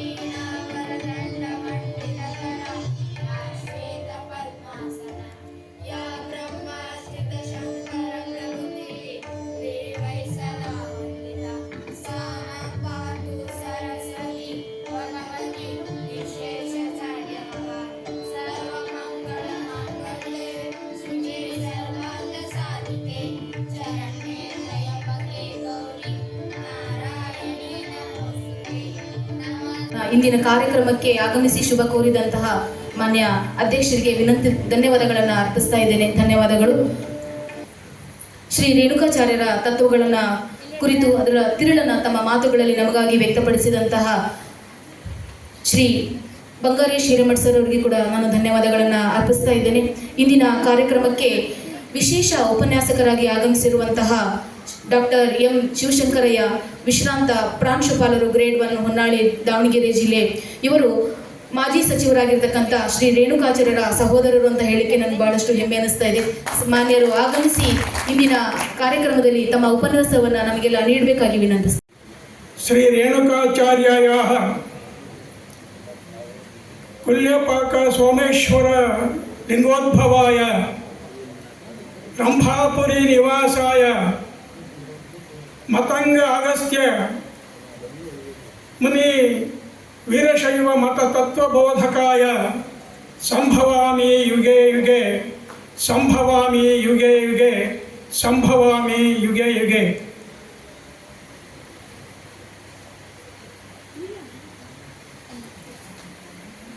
ಜಗದ್ಗುರು ರೇಣುಕಾಚಾರ್ಯ ಜಯಂತಿ ಮತ್ತು ಯುಗಮಹೋತ್ಸವದ ಭವ್ಯ ಸಮಾರಂಭದ ದಿವ್ಯ ಸಾನ್ನಿಧ್ಯವನ್ನು ಅನುಗ್ರಹಿಸಿರುವಂತಹ ವೀರ ಮಾಹೇಶ್ವರದ ಪ್ರಮಥಾಚಾರ್ಯರೆಂದೇ ಪ್ರಖ್ಯಾತರಾಗಿರುವಂತಹ ಜಗದ್ಗುರು ರೇಣುಕಾಚಾರ್ಯ ಪರಂಪರೆಯ ಅಮ್ಮಿರಭಾವಿ ಪಂಚಗ್ರಹ ಮಠದ ಷಡಸ್ಥ ಬ್ರಹ್ಮ ಶಾಂತಲಿಂಗ ಶಿವಾಚಾರ್ಯ ಮಹಾಸ್ವಾಮಿಗಳವರ ಪಾದ ಪದ್ಮಗಳಿಗೆ ಹಣಮಣಿದು ವೇದಿಕೆಯಲ್ಲಿ ಆಸೀನರಾಗಿರುವಂತಹ, ಈಗ ತಾನೇ ಉದ್ಘಾಟನೆಯನ್ನು ಮಾಡಿ ಕಾರ್ಯನಿಮಿತ್ತ ತೆರಳಿದಂತಹ ಗಣ್ಯಮಾನ್ಯರನ್ನು ಒಳಗೊಂಡಂತೆ ಮಾಡಿದಂತಹ ಮಿತ್ರರಾದ ಬಂಗಾರೇಶ್ ಹಿರೇಮಠ್ ಅವರೇ,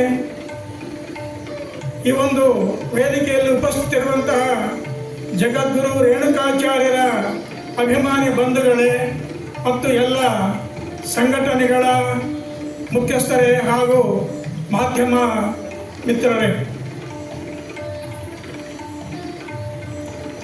ಇನ್ನೊಂದು ವಿಶೇಷ ಅಂತ ಹೇಳಿದ್ರೆ, ಏನು ರೇಣುಕಾಚಾರ್ಯ ಜಯಂತಿಯನ್ನು ನಾವು ಆಚರಣೆ ಮಾಡ್ತಾ ಇದ್ದೇವಲ್ಲ, ಇಂತಹ ಜಯಂತಿಯ ಇಂತಹ ಮಹಾತ್ಮನ ಪರಂಪರೆಗೆ, ಶ್ರೀಮದ್ ರಂಭಾಪುರಿ ಪೀಠದ ಪರಂಪರೆಗೆ ಈರುವರು ಜಗದ್ಗುರುಗಳನ್ನು ಕೊಟ್ಟಂತಹ ಒಂದು ಕೀರ್ತಿಗೆ ತಾವೆಲ್ಲರೂ ಕೂಡ ಭಾಜನರಾಗಿದ್ದಾರೆ ಬಂಧುಗಳೇ.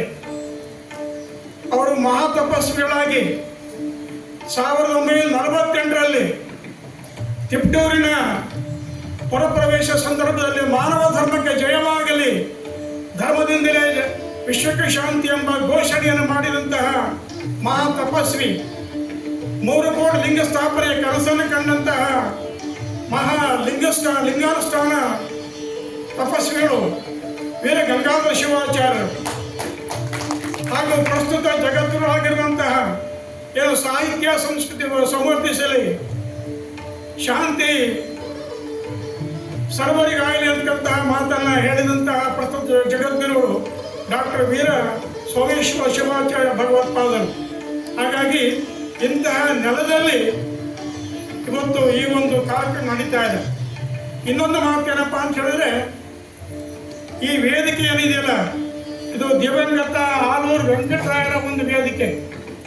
ಕನ್ನಡಕ್ಕೆ ಆಪತ್ತು ಬಂದಾಗ, ಕನ್ನಡಕ್ಕೆ ಸಂಕಟ ಒದಗಿದಾಗ ಅವರು ಒಂದು ಮಾತನ್ನು ಹೇಳ್ತಾರೆ, ಯಾರ ಹೃದಯ ಕನ್ನಡದ ಸಮಸ್ಯೆಗಳಿಗೆ ಸ್ಪಂದಿಸುವುದಿಲ್ಲವೋ ಅಂಥವನ ಹೃದಯ ಅಲ್ಲ, ಅದು ಕಲ್ಲು ಬಂಡೆ ಅನ್ನೋ ಮಾತನ್ನು ಸ್ಪಷ್ಟಪಡಿಸ್ತಾ ಇದೆ ಬಂಧುಗಳೇ.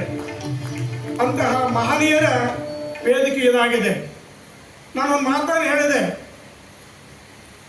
ಅಂಬಿಕಾತನಯ ದತ್ತ ಎಂಬತಕ್ಕಂತಹ ಒಂದು ಶೀರ್ಷಿಕೆ ಅಡಿಯಲ್ಲಿ, ಕಾವ್ಯನಾಮದ ಅಡಿಯಲ್ಲಿ ದಾರಾ ಬೇಂದ್ರೆಯವರು ರೇಣುಕ ಪರಂಪರೆಯನ್ನು ಕುರಿತಂತೆ ರೇಣುಕಾಚಾರ್ಯರ ಆ ಪರಂಪರೆಯಲ್ಲಿ ಅತ್ಯಂತ ಪ್ರಖ್ಯಾತರಾಗಿದ್ದಂತಹ ರೇವಣ ಸಿದ್ಧರ ಬಗ್ಗೆ ಒಂದೆಲ್ಲ ಮಾತುಗಳಲ್ಲಿ ಬಹಳ ಸುಂದರವಾದಂತಹ ಮಾತನ್ನು ಹೇಳ್ತಾ ಇದ್ದಾರೆ.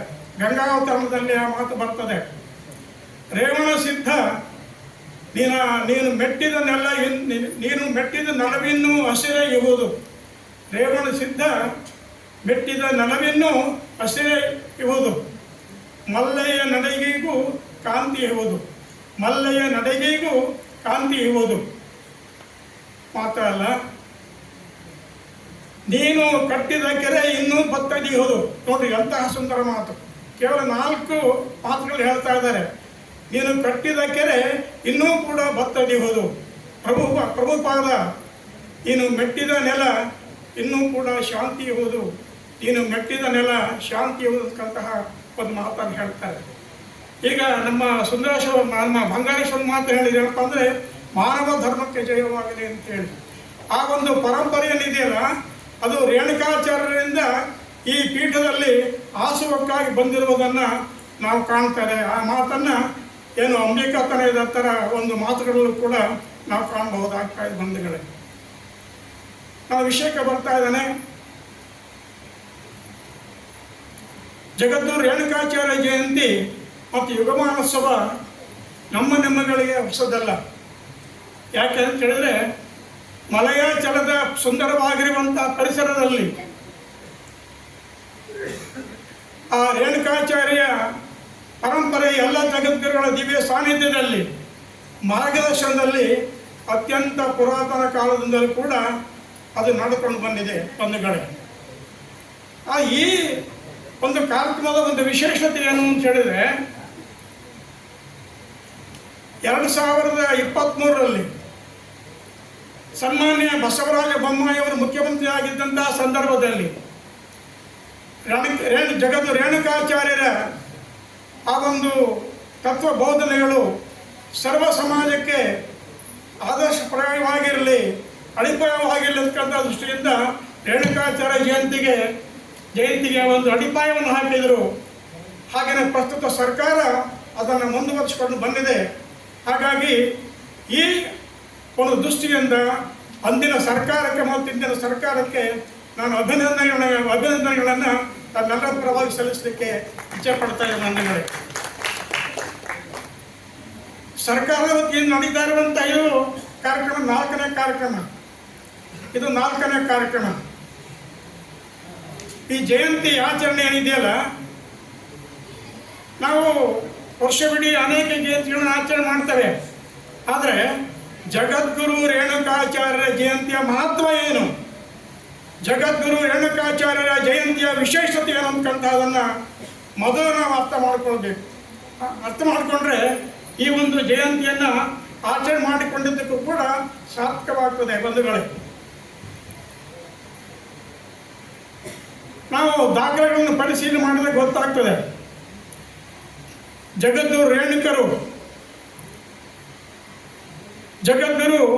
ರೇಣುಕರು ಶಿವ ಸಿದ್ಧಾಂತವನ್ನು, ವೀರಶೈವ ಮತವನ್ನು ಸ್ಥಾಪನೆ ಮಾಡುವ ಮೂಲಕವಾಗಿ ಹಿಂದೂ ಸಂಸ್ಕೃತಿಗೆ ಭದ್ರವಾದ ಬುನಾದಿಯನ್ನು ಹಾಕಿದರು. ಬಂಧುಗಳೇ, ಹಿಂದೂ ಸಂಸ್ಕೃತಿಗೆ ಭದ್ರವಾದ ಬುನಾದಿಯನ್ನು ಹಾಕಿದರು. ಯಾಕಂದರೆ ಶಿವ ಸಿದ್ಧಾಂತಕ್ಕೆ, ವೀರಶೈವ ಮತತ್ವದ ಬೋಧನೆಗಳಿಗೆ, ಜಗದ್ಗುರು ರೇಣುಕಾಚಾರ್ಯ ಪಂಚಾಚಾರ್ಯರ ಬೋಧನೆಗಳಿಗೆ ಆಗಮಗಳ ಹಿನ್ನೆಲೆ ಇದೆ. ಕೇವಲ ಆಗಮಗಳ ಹಿನ್ನೆಲೆ ಮಾತ್ರ ಅಲ್ಲ, ಅದಕ್ಕೆ ಪೂರಕವಾಗಿ ವೇದಗಳಲ್ಲೂ ಕೂಡ, ಉಪನಿಷತ್ತುಗಳಲ್ಲೂ ಕೂಡ ನಾವು ಕಾಣ್ತಾ ಇದ್ದೇವೆ. ಅಂತಹ ಒಂದು ಹಿರಿದಾದ ತತ್ವವನ್ನು, ಬೋಧನೆಗಳನ್ನು ಕೊಟ್ಟಂತಹ ಒಂದು ಕೀರ್ತಿಗೆ ಪಾತ್ರವಾಗಿದ್ದರೆ ಅದು ನಮ್ಮ ವೀರಶೈವ ಮತ ಪರಂಪರೆಯ ಜಗದ್ಗುರು ಪರಂಪರೆ ಅಂತಕ್ಕಂತಹದನ್ನು ಮೊದಲು ಇವತ್ತು ನಾವು ಅರ್ಥ ಮಾಡ್ಕೊಳ್ಬೇಕಾಗಿ ಬರ್ತದೆ. ಅರ್ಥ ಮಾಡಿಕೊಂಡ್ರೆ ನಾವು ಎದೆಗೊಟ್ಟಿ ತಟ್ಟಿ ನಾವು ಬೇರೆಯವರ ಹಿಂದಿಗೆ ನಾವು ಮಾತಾಡ್ಬೋದು. ಬಂಧುಗಳು, ಅರ್ಥ ಮಾಡಿಕೊಂಡೇ ಹೋದರೆ ನಾವು ತಲೆ ತಗ್ಗಿಸಿ ಮುಂದೆ ನಡೀಬೇಕಾಗಿ ಬರ್ತದೆ. ಅವರ ಬೋಧನೆ ಯಾವ ರೀತಿ ಇದ್ವು ಅಂತಕ್ಕಂಥದ್ದನ್ನು ವಿಚಾರ ಮಾಡ್ತಾ ಬಂದಾಗ ಗೊತ್ತಾಗ್ತಾ ಇದೆ. ಇವತ್ತೇನು ಸರ್ಕಾರ ಮುಂದೆ ನಡೀತಿದೆಯಲ್ಲ, ಅದಕ್ಕೆ ಪ್ರೇರಕ ಶಕ್ತಿ ಯಾರು ಅಂತಂದರೆ ಜಗದ್ಗುರು ರೇಣುಕಾಚಾರ್ಯರ ಪೀಠ, ಜಗದ್ಗುರು ರೇಣುಕಾಚಾರ್ಯರು, ಜಗದ್ಗುರು ರೇಣು ಸಿದ್ಧರ ಒಂದು ಅವಿರತವಾಗಿರುವಂತಹ ಕಾರ್ಯಕ್ರಮಗಳು ಅಂತೇಳಿ ಅಧ್ಯಯನದಿಂದ ತಿಳಿದು ಬರ್ತಾ ಇದೆ. ಬಂಧುಗಳೇ, ಯಾಕಂದರೆ ಕೇವಲ ಶಿವ ಸಿದ್ಧಾಂತವನ್ನು ಬೋಧನೆ ಮಾಡಲಿಲ್ಲ, ಆ ಶಿವ ಸಿದ್ಧಾಂತವನ್ನು ಬೇರೆಯವರಿಗೆ ಬೋಧನೆ ಮಾಡುವ ಮೊದಲು ಅದನ್ನು ಅರಿತು ಆಚರಿಸಿ ಅನುಭವಿಸಿ ಬೇರೆಯವರಿಗೆ ಅವರು ಬೋಧನೆ ಮಾಡತಕ್ಕಂಥ ವಿಷಯ ಗೊತ್ತಾಗ್ತಾ ಇದೆ. ಹಾಗೆಯೇ ಇವತ್ತೇನದು ಸರ್ಕಾರ ಸಾಮಾಜಿಕ ಮೌಲ್ಯದ ಬಗ್ಗೆ ಮಾತಾಡ್ತಾ ಇದೆ, ಸಮಾಜದ ಬಗ್ಗೆ ಕಲ್ಪನೆ ಇವತ್ತು ನಮ್ಮ ರಾಜಕಾರಣಿಗಳಿಗೆ ಇದ್ದರೆ ಅದಕ್ಕೆ ಬೇರೆ ಯಾರೂ ಕಾರಣ ಅಲ್ಲ, ಅದು ಜಗದ್ಗುರು ರೇಣುಕಾಚಾರ್ಯರು ಅಂತಕ್ಕಂಥದ್ದನ್ನು ನಾವಿಲ್ಲಿ ಕಾಣಬಹುದು ಬಂಧುಗಳೇ. ಹಾಗಾಗಿ ಆ ಜಗದ್ಗುರು ರೇಣುಕಾಚಾರ್ಯರ ಬೋಧನೆಗಳು ಯಾವ ರೀತಿ ಇತಿಹಾಸದಲ್ಲಿ ದಾಖಲಾಗಿದೆ ಅಂತ ಹೇಳಿದ್ರೆ, ಶಿವಾಗಮಗಳಲ್ಲಿ ದಾಖಲೆ ಆಗಿದೆ ಅಂತ ಹೇಳಿದ್ರೆ, ವೇದಗಳಲ್ಲಿ ದಾಖಲೆ ಆಗಿದೆ ಅಂತ ಹೇಳಿದ್ರೆ, ಹಿರಿಯರು ಹೇಳ್ತಾ ಇದ್ದಾರೆ, ರೈತ ಏನು ಮಾಡ್ತಾನೆ, ಬಿತ್ತುವ ಮೊದಲು ಗುದ್ದಲಿ ಹಿಡಿದು ಭೂಮಿಯನ್ನು ಸೋಸಿ ಪ್ರಾಪಂಚಿಕ ಜೀವನದ ಬಸಿರ ಕೊಳೆಯನ್ನು ತೊಳೆದು ಏನು ಅವನ ಬೀಜವನ್ನು ಬಿತ್ತುತ್ತಾನಲ್ಲ, ಆ ರೀತಿಯಾಗಿ ಜಗದ್ಗುರು ರೇಣುಕಾಚಾರ್ಯರು ತಾವು ಮೊದಲು ಆಚರಿಸಿ ಅನುಭವಿಸಿ ಆ ಬೋಧನೆಯನ್ನು ಮಾಡೋದಕ್ಕೆ ಗೊತ್ತಾಗ್ತಾ ಇದೆ.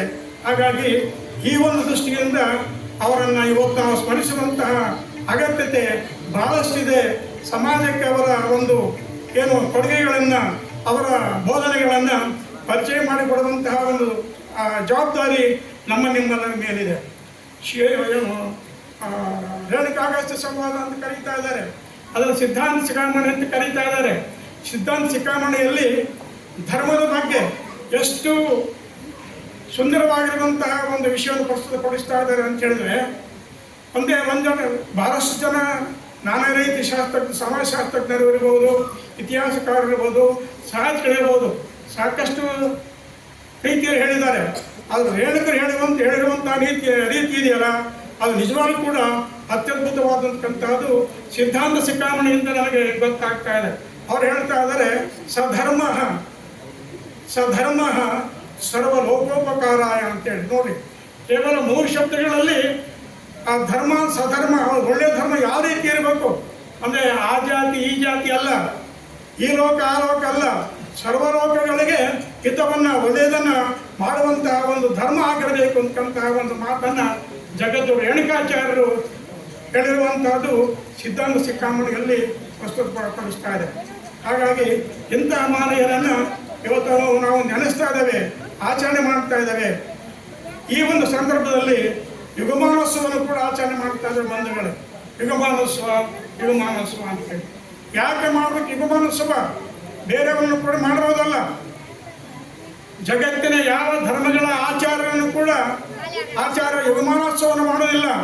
ಆದರೆ ವೀರಶೈವ ಮತ ಪ್ರತಿಷ್ಠಾಪಕರಾಗಿರುವಂತಹ ಏನು ಜಗದ್ ರೇಣುಕಾಚಾರ್ಯರನ್ನು ಕುರಿತಂತೆ, ರೇಣುಕಾದಿ ಪಂಚಾಚಾರ್ಯರನ್ನು ಕುರಿತಂತೆ ಮಾತ್ರ ಯುಗಮಾನೋತ್ಸವವನ್ನು ಇವತ್ತು ನಾವು ಆಚರಣೆ ಮಾಡ್ತಾ ಇದ್ದೇವೆ. ಯುಗ ಅಂದರೆ ನಮಗೆಲ್ಲ ಗೊತ್ತೇ ಇದೆ. ಯುಗ ಅಂತ ಹೇಳಿದ್ರೆ ಕನ್ನಡ ಪ್ರೊಫೆಸರ್ಗಳಿಗೆ ಗೊತ್ತಿದೆ, 1000 ವರ್ಷ ಅಂತ ಹೇಳ್ತಾ ಇದ್ದಾರೆ. ಶತಮಾನ ಅಂದರೆ 100 ವರ್ಷ, ಯುಗ ಅಂದರೆ 1000 ವರ್ಷ. ನೋಡಿ, ಈ ರೇಣುಕಾಚಾರ್ಯ ಪರಂಪರೆಗೆ ಕೃತಯುಗ, ತ್ರೇತಾಯುಗ, ದ್ವಾಪರ ಯುಗ ಮತ್ತು ಕಲಿಯುಗ 4 ಯುಗಗಳ ಆಧಾರ ಇದೆ. ಈ ಮಾತನ್ನು ನಾನು ಹೇಳ್ತಾ ಇಲ್ಲ, ಶಿವಾಗಮಗಳು ಹೇಳ್ತಾ ಇದ್ದಾರೆ. ಶಿವಾಗಮಗಳ ಒಂದು ಹಿನ್ನೆಲೆಯನ್ನು ಒಂದು ಮಾತನ್ನು ಹೇಳ್ತಾ ಇದ್ದಾನೆ. ಈ ಶಿವಾಗಮಗಳು ಏನಿದೆಯಲ್ಲ, ವೀರಶೈವ ಧರ್ಮಕ್ಕೆ, ವೀರಶೈವ ಮತ ತತ್ವಗಳಿಗೆ ಇಲ್ಲಿ ಆಧಾರ ಅಂತೇಳಿ ಗೊತ್ತಾಗ್ತದೆ. ಎಲ್ಲರೂ ಹೇಳ್ತಾರೆ, ಅವು ಕಲ್ಪನೆಯ ಮಾತುಗಳಲ್ಲ, ಅದು ಆಧಾರ, ಇತಿಹಾಸ ಇದೆ. ಇವತ್ತು ಏನು ತಮಿಳುನಾಡು ಇದೆಯಲ್ಲ, ತಮಿಳುನಾಡಿನಲ್ಲಿ ಕಂಚಿಯ ಕೈಲಾಸನಾಥ ದೇವಾಲಯವನ್ನು ನಾವೆಲ್ಲೂ ಕೂಡ ಕೇಳಿದ್ದೇವೆ, ನೋಡಿದ್ದೇವೆ. ಆ ಕೈಲಾಸನಾಥ ದೇವಾಲಯದಲ್ಲಿ ಒಂದು ಶಾಸನ ಬರ್ತಾ ಇದೆ. ಆ ಶಾಸನದಲ್ಲಿ ವೀರಶೈವ ಧರ್ಮಕ್ಕೆ ಪೂರಕವಾಗಿರುವಂತಹ 28 ಆಗಮಗಳ ಹೆಸರು ಕೂಡ ಉಲ್ಲೇಖವಾಗಿದೆ ಅಂತ ಹೇಳಿ ನಾನು ಕೇಳಿ ಬರ್ತಾ ಇದೆ ಬಂಧುಗಳೇ. ಇದಕ್ಕಿಂತ ಪುರಾತನ ಹಿನ್ನೆಲೆ ಬೇಕಾ ನಮಗೆ? ಶಿವಾಗಮಗಳ ಹಿನ್ನೆಲೆ ನಮಗೆ ತಾಕ್ತನ ಆಧಾರಗಳಲ್ಲಿ ಗೊತ್ತಾಗ್ತಾ ಇದೆ. ಕಂಚಿ ಕೈಲಾಸನಾಥ ದೇವಾಲಯದಲ್ಲಿ 5ನೇ ಶತಮಾನಕ್ಕೆ ಸೇರಿದ್ದು ಅಂತೇಳಿ. ಇಂತಹ ಶಿವಾಗಮಗಳು ರೇಣುಕಾದಿ ಆಚಾರ್ಯ ಪರಂಪರೆಯನ್ನು ಉಲ್ಲೇಖ ಮಾಡ್ತಾ ಇದೆ. ಕೃತಿಯುಗದಲ್ಲಿ ಏಕಾಕ್ಷರ ಶಿವಾಚಾರ್ಯರು, ದಕ್ಷರ ಶಿವಾಚಾರ್ಯರು, ತ್ರಕ್ಷರ ಶಿವಾಚಾರ್ಯರು, ಚತುರಕ್ಷರು, ಪಂಚಾಕ್ಷರರು ಅಂತೇಳಿ 5 ಜನ ಪೀಠಾಚಾರ್ಯರನ್ನ ಆಗಮಗಳು ಸ್ಮರಿಸ್ತಾ ಇದ್ದಾವೆ. ಅದೇ ರೀತಿಯಾಗಿ ತ್ರೇತಾಯುಗದಲ್ಲಿ ಏಕಮುಖ, ದ್ವಿಮುಖ, ತ್ರಿಮುಖ, ಚತುರ್ಮುಖ, ಪಂಚಮುಖ ಅಂತಕ್ಕಂತಹ 5 ಆಚಾರ್ಯರನ್ನ ಏನು ಆಗಮಗಳು ಸ್ಮರಿಸ್ತಾ ಇದ್ದಾವೆ. ಹಾಗೆಯೇ ದ್ವಾಪರ ಯುಗದಲ್ಲಿ ಯಾರು ಬರ್ತಾ ಇದ್ದಾರೆ? ಜಗದು, ರೇಣುಕ, ದಾರುಕ, ಘಂಟಾಕರ್ಣ, ಧೇನುಕರ್ಣ, ವಿಶ್ವಕರ್ಣ ಅಂತಕ್ಕಂಥ 5 ಜನ ಆಚಾರ್ಯ ಬರ್ತಾ ಇದ್ದಾರೆ. ಹಾಗೆಯೇ ಕಲಿಯುಗದಲ್ಲಿ ಯಾರು ಬರ್ತಾ ಇದ್ದಾರೆ? ರೇವಣಾರಾಧ್ಯರು, ಮಗಳಾರಾಧ್ಯರು, ಏಕೋ ರಾಮಾರಾಧ್ಯರು, ಪಂಡಿತಾರಾಧ್ಯರು ಮತ್ತು ವಿಶ್ವಾರಾಧ್ಯರ ಪರಂಪರೆ ಏನು ಕಲಿಯುಗದಲ್ಲಿ ಬರ್ತಾ ಇದೆ. ಆ ನಂತರದಲ್ಲಿ ರೇವಣ ಸಿದ್ಧರು 4 ಜನ ಬರ್ತಾ ಇದ್ದಾರೆ ಬಂಧುಗಳೇ, ಒಬ್ಬರಲ್ಲ. ರೇವಣ ಸಿದ್ಧರ ಹೆಸರಿನಲ್ಲಿ 4 ಜನ ದಿಗಗಳು ಬರ್ತಾ ಇದ್ದಾರೆ. ಅದನ್ನು ನಾವು ಆಧಾರ ಸಹಿತ ನಾವು ವಿಶ್ಲೇಷಣೆ ಮಾಡಬಹುದು, ಸಮಯ ಇಲ್ಲ, ನಾನು ಮುಂದಕ್ಕೆ ಹೋಗ್ತಾ ಇದ್ದಾನೆ. ಹಾಗೆ ರುದ್ರಮುನಿಗಳು ಕೂಡ ಇಲ್ಲಿ 3 ಜನ ಬರ್ತಾ ಇದ್ದಾರೆ. ಹಾಗೆ ಆ ಪರಂಪರೆಯ ಬಗ್ಗೆ ನಾವು ಹೇಳ್ತಾ ಹೋಗ್ಬೋದು. ಬರೀ ಪರಂಪರೆಯನ್ನು ಅಷ್ಟೇ ಉಲ್ಲೇಖ ಮಾಡಲಿಲ್ಲ, ಆಯಾ ಯುಗದಲ್ಲಿ ಇದ್ದಂತಹ ಆಚಾರ್ಯರು ಯಾರಿಗೆ ಲಿಂಗಧಾರಣೆಯನ್ನು ಮಾಡಿದರು ಅಂತೇಳಿ ಶಿವಾಗಮಗಳು ಸಾರ್ತಾ ಇದ್ದಾರೆ. ಕೃತಯುಗದ ಆಚಾರ ಆಗಿರುವಂಥ ಏಕಾಕ್ಷರರು ಎಲ್ಲ ದೈವಗಳಿಗೆ, ಎಲ್ಲ ದೇವತೆಗಳಿಗೆ ನೀಲಮಯ ಲಿಂಗವನ್ನು ಇಟ್ಟು ಅವರನ್ನು ಅನುಗ್ರಹಿಸಿದಂತಹ ಉಲ್ಲೇಖ ಆಗಮಗಳಲ್ಲಿ ಬರ್ತಾ ಇದೆ. ಹಾಗೆಯೇ ತ್ರೇತಾಯುಗದಲ್ಲಿದ್ದಂತಹ ಆಚಾರ್ಯರು ಯಾರು? ಏಕಮುಖ, ದ್ವಿಮುಖ, ತ್ರಿಮುಖ, ಚತುರ್ಮುಖ ಮತ್ತು ಪಂಚಮುಖ ಆ ಆಚಾರ್ಯರು ಅವರ ಕಾಲದಲ್ಲಿ ಅವರೇನು ಮಾಡ್ತಾರೆ? ವಜ್ರಮಯ ಲಿಂಗವನ್ನು ಅವರು ಕೊಟ್ಟು ಯಾರಿಗೆ? ಋಷಿಮುನಿಗಳಿಗೆ, ಅತ್ರಿ, ಅಗಸ್ತ್ಯ, ವಿಶ್ವಾಮಿತ್ರ, ಭಾರದ್ವಾಜ, ಹೀಗೆ ಆ ಮುನಿಗಳಿಗೆ ಆ ಲಿಂಗವನ್ನು ಕೊಟ್ಟು ಅವರಿಗೆ ಉಪದೇಶವನ್ನು ಮಾಡಿ, ಲಿಂಗಧಾರಣೆ ಮಾಡಿ ಉಪದೇಶವನ್ನು ಮಾಡಿರ್ತಕ್ಕಂತಹ ಒಂದು ಅಂಶ ತಿಳಿ ಬರ್ತಾ ಇದೆ ಬಂಧುಗಳಿಗೆ. ಹಾಗೆಲ್ಲ ಮುಂದುವರೆದು ಬಂದರೆ ದ್ವಾಪರ ಯುಗಕ್ಕೆ ಬಂದರೆ ಜಗದು, ರೇಣುಕರು, ದಾರಕರು ಆ ಪರಂಪರೆ ಪಂಚಾಚಾರ ಪರಂಪರೆ ಅವರು ರಾಕ್ಷಸರಿಗೆ ಮತ್ತು ಅರಸರಿಗೆ, ಕಳಿಂಗದ ಅರಸನಾದಂತಹ ಮಣಿಭದ್ರನಿಗೆ, ಅವನ ಹೆಂಡತಿ ಆಗಿರುವಂತಹ ಸುಶೀಲೆಗೆ, ಅವನ ಮಗನಾದಂತಹ ಶಿವಶರ್ಮನಿಗೆ, ಮಣಿಪುರದ ಅರಸನಿಗೆ, ಸಂಜೀವಪುರದ ಅರಸನಿಗೆ, ಅವನ ಹೆಂಡತಿಗೆ ಆ ಲಿಂಗಧಾರಣೆಯನ್ನು ಮಾಡಿದಂಥ ಶಿವದೀಕ್ಷೆ ಕೊಟ್ಟಂತಹ ಒಂದು ಉದಾಹರಣೆ ಇಲ್ಲಿ ವೀರಾಗಮನದಲ್ಲಿ ಉಲ್ಲೇಖವಾಗ್ತಾ ಇದೆ. ಇದು ಕಟ್ಟುಕತೆಯಲ್ಲ, ಇದು ಕಟ್ಟುಕತೆಯಲ್ಲ. ಹಾಗಾಗಿ ಇಂತಹ ಆಚಾರ್ಯರನ್ನು ನಾವು ಸ್ಮರಿಸ್ತಾ ಇದ್ದೇವೆ. ಇವರೇ ಜಗದರು ಏನು ರೇಣುಕರು ಏನು ಮಾಡ್ತಾರಪ್ಪ ಅಂತ ಹೇಳಿದ್ರೆ, ರತ್ನಮಯ ಲಿಂಗವನ್ನು ಅವ್ರಿಗೆ ಕೊಡ್ತಾ ಇದ್ದಾರೆ. ರತ್ನ ಅಂದರೆ ಬಂಗಾರ. ಇವತ್ತು ಬಂಗಾರ 1 ಲಕ್ಷ ಮೇಲೋಗಿದೆ. ಅವತ್ತಿನ ಕಾಲಕ್ಕೆ ರತ್ನಮಯ ಲಿಂಗವನ್ನು ಅವರು ಕೊಟ್ಟು ಲಿಂಗಧಾರಣೆ ಮಾಡಿದ್ದು ನಮಗೆ ದಾಖಲೆಗಳು ತಿಳಿ ಬರ್ತಾ ಇದೆ. ಅದನ್ನು ಕಲಿಯುಗಕ್ಕೆ ಬಂದರೆ ರೇವಣಾರಾಧ್ಯರು ಏನು ಮಾಡ್ತಾರಪ್ಪ ಅಂತ ಹೇಳಿದ್ರೆ, ರೇವಣಾರಾಧ್ಯರು ಶಿಲಾಮಯ ಲಿಂಗವನ್ನು ಇವತ್ತು ನಾವು ಕಟ್ಕೊಂಡಿದ್ದೇವೆ, ಇವತ್ತು ಧರಿಸಿದ್ದೇವೆ. ನಾವೆಲ್ಲರೂ ಕೂಡ ಶಿಲಾಮಯ ಲಿಂಗವನ್ನು ನಾವು ಧರಿಸ್ತೇವೆ. ಹಾಗಾಗಿ ಈ ಆಚಾರ ಪರಂಪರೆಯ ದಾಖಲೆಗಳೇನಿದೆಯಲ್ಲ, ಅವರ ಕೊಡುಗೆಗಳೇನಿದೆಯಲ್ಲ, ಅದು ನಿತ್ಯ ನೂತನವಾಗಿ ಇವತ್ತು ಕೂಡ ಪ್ರಸರಿಸಿಕೊಂಡು ಬಂದಿದೆ. ಹಾಗಾಗಿ ಇವರು ಕಲ್ಪಿತ ವ್ಯಕ್ತಿಗಳಲ್ಲ, ಇವರು ಚರಿತ್ರಾರ ಪುರುಷರಕ್ಕಂಥದ್ದನ್ನು ನಾವು ದಾಖಲೆಗಳಲ್ಲಿ ನೋಡಬಹುದು. ಕ್ರಿಸ್ತಶಕ 18ನೇ ಶತಮಾನದ ಒಂದು ತಾಮ್ರಶಾಸನ ಹೇಳ್ತಾ ಇದೆ, ಸರ್ವೇಕರಿ ಶಾಸನ. ಕೃತಯುಗ, ತ್ರೇತಾಯುಗ, ದ್ವಾಪರ ಯುಗ, ಕಲಿಯುಗದಲ್ಲಿ ಇದ್ದಂಥ ಆಚಾರ್ಯರು ಯಾರು, ಅವರ ಕೊಡುಗೆಗಳೇನಂತಕ್ಕಂಥದ್ದನ್ನು ಆ ಒಂದು ತಾಮ್ರಪತ್ರ ಸ್ಮರಿಸ್ತಾ ಇದೆ. ಹಾಗೆಯೇ ಮುಂದುವರೆದುಕೊಂಡು ಬಂದರೆ ಇಲ್ಲಿ ಕ್ರಿಸ್ತಶಕ 1700ರಲ್ಲಿ ಕೆಳದಿ ಅರಸರ ಆಸ್ಥಾನ ಕವಿ ಆಗಿದ್ದಂತಹ, ವಿರಕ್ತ ಶಿರೋಮಣಿ ಆಗಿದ್ದಂತಹ ಮರಿತೋಂಟದಾರರ ಒಂದು ವೀರಶೈವ ಅನ್ನುವಂಥ ಚಂದ್ರಿಕೆಯಲ್ಲಿ ಆ ರೇಣುಕ ಪರಂಪರೆಯನ್ನು ಕುರಿತಂತೆ ಇಲ್ಲಿ ಉಲ್ಲೇಖ ಮಾಡ್ತಾರೆ ಬಂಧುಗಳೇ. ಹಾಗಾಗಿ ಈ ಪರಂಪರೆ ಇದೆಯಲ್ಲ, ನಾನು 1-2 ದೃಷ್ಟಾಂತಗಳನ್ನು ಮಾತಾಡಿ ಕೊಡ್ತಾ ಇದ್ದೇನೆ. ಒಂದೊಂದು ಇದಕ್ಕೂ ಕೂಡ ನೂರಾರು ಆಧಾರಗಳಿದ್ದಾವೆ. ಹಾಗಾಗಿ ಅವೆಲ್ಲವನ್ನು ಹೇಳಿದ್ರೆ 1-2 ಮಾತನ್ನು ಮಾತ್ರ ಪ್ರಸ್ತುತಪಡಿಸ್ತಾ ಇದ್ದಾನೆ. ಹಾಗಾಗಿ ಇವರು ಚರಿತ್ರಾರ ವ್ಯಕ್ತಿಗಳೇ ಹೊರತು, ಚಾರಿತ್ರಿಕ ಪುರುಷರ ಹೊರತು ಕಾಲ್ಪನಿಕ ವ್ಯಕ್ತಿಗಳಲ್ಲ. ಯಾಕಂದರೆ ಇವತ್ತು ಜಗದಾದಿ ಪಂಚಾಚಾರ್ಯರನ್ನು ಕಾಲ್ಪನಿಕ ವ್ಯಕ್ತಿಗಳು ಅಂತೇಳಿ ವಿಳಂಬಿತವಾಗಿ ಮೂದಲಿಸಿ ಮಾತಾಡುವಂತಹ ಜನಸಂಖ್ಯೆ ಜಾಸ್ತಿ ಆಗಿದೆ. ಯಾಕಪ್ಪ ಅಂತ ಹೇಳಿದ್ರೆ ನಾವು ಆ ಆಚಾರ್ಯರ ಒಂದು ತತ್ವಗಳನ್ನು ಸರಿಯಾದ ರೀತಿಯಲ್ಲಿ ಇವತ್ತು ಪಾಲಿಸ್ಕೊಂಡು ಬರ್ತಾ ಇಲ್ಲ, ಭಕ್ತರಿಗೆ ತಿಳಿಸ್ತಾ ಇಲ್ಲ ಅಂತಕ್ಕಂಥದ್ದನ್ನು ಇವತ್ತು ನಾವು ಇಲ್ಲಿ ಹತ್ಕೋಬಹುದು. ಇದಕ್ಕೆ ಪೂರಕವಾಗಿ ನಮ್ಮ ಕರ್ನಾಟಕ ವಿಶ್ವವಿದ್ಯಾಲಯದ ವಿಶ್ರಾಂತ ಕುಲಪತಿಗಳಾಗಿದ್ದಂತಹ ಆರ್.ಸಿ. ಹಿರೇಮಠರವರ ಒಂದು ಮಾತನ್ನು ಇಲ್ಲಿ ನೆನಪಿಸ್ಕೊಳ್ಳೋ ಪ್ರಯತ್ನ ಮಾಡ್ತಾ ಬಂಧುಗಳು. ಆರ್.ಸಿ. ಹಿರೇಮಠ ಹೇಳ್ತಾ ಇದ್ದಾರೆ, ಕಾಲ್ಪನಿಕ ಅಲ್ಲ. ಯಾಕೆ ಅಂತ ಹೇಳ್ತಾರೆ. ಇಂದಿಗೂ ಕೂಡ ಜಗದ ರೇಣುಕಾಚಾರ್ಯ ಪರಂಪರೆ ಇವತ್ತು ಅನುಚಿತವಾಗಿ ನಡೆದು ಇಲ್ಲಿ ಮುಂದುವರೆಕೊಂಡು ಬಂದಿದೆ. ಅವರ ತತ್ವಗಳಿದ್ದಾವೆ, ಅವರ ಬೋಧನೆಗಳಿದ್ದಾವೆ. ಹಾಗಾಗಿ ಅವರು ಕಾಲ್ಪನಿಕ ವ್ಯಕ್ತಿಗಳಲ್ಲ. ಅವರ ಒಂದು ಬೋಧನೆಗಳು ಇವತ್ತು ಕೂಡ ಪ್ರತಿ ಸಮಾಜದಲ್ಲೂ ಕೂಡ ಅನೂಚನವಾಗಿ ಸಮಾಜದಲ್ಲಿ ಕೆಳ ಹಂತದಲ್ಲೂ ಕೂಡ ಪ್ರಸರಿಸಿಕೊಂಡು ಬಂದಿದೆ ಅಂತಕ್ಕಂತಹ ಮಾತನ್ನು ಬಹಳ ಸ್ಪಷ್ಟವಾಗಿ ನಮ್ಮ ಮಹಾಯಾತ್ರೆಯಲ್ಲಿ ಅವರು ಅದನ್ನು ದಾಖಲಿಸಿದ್ದಾರೆ ಬಂಧುಗಳು. ಅದನ್ನು ನೋಡ್ಬೇಕು ನಾವು. ಹಾಗೆಯೇ ಇನ್ನೊಂದು ಮಹಾ ವಿಶೇಷತೆ ಅಂತ ಹೇಳಿದ್ರೆ ಡಾಕ್ಟರ್ G.S. ಶಿವರುದ್ರಪ್ಪ ಅವರ ಹೆಸರು ತಾವೆಲ್ಲ ಕೇಳಿದ್ದೀರಿ. ಕನ್ನಡ ಸಾಹಿತ್ಯ ಲೋಕದಲ್ಲಿ ದಾರಾ ಬೇಂದ್ರೆಯವರ ಹಾಗೆಯೇ ವೀರಶೈವರಾಗಿ ಸಾಹಿತ್ಯಕ್ಕೆ ಅಮೋಘವಾಗಿರುವಂತಹ ಸೇವೆಯನ್ನು ಸಲ್ಲಿಸಿದ್ದಾರೆ. ಅವರನ್ನು ರಾಷ್ಟ್ರ ಕವಿಗಳು ಅಂತೇಳಿ ನಮ್ಮ ಸರ್ಕಾರ ಅವರಿಗೆ ಗೌರವವನ್ನು ಕೂಡ ಕೊಡ್ತಾರೆ. ನಾವೆಲ್ಲ ಗೌರವದಿಂದ ಅವರು ಕಂಡಿದ್ದೇವೆ. ಅವರು ತುಮಕೂರಿನ ಒಂದು ಸಹಕಾರ ಸಂಘದ ಒಂದು ಏನು ಸಿಲ್ವರ್ ಜೂಬ್ಲಿ ಅಂತ ಹೇಳ್ತಾರಲ್ಲ, ಆ ಸಿಲ್ವರ್ ಜೂಬ್ಲಿಯ ಒಂದು ಇದಕ್ಕೆ ಸಂಚಿಕೆಗೆ ಒಂದು ಲೇಖನ ಬರೀತಾರೆ. ಇಂಚರ ಪತ್ರಿಕೆ ಹೆಸರು, ಆ ಸಂಚಿಕೆ ಹೆಸರು.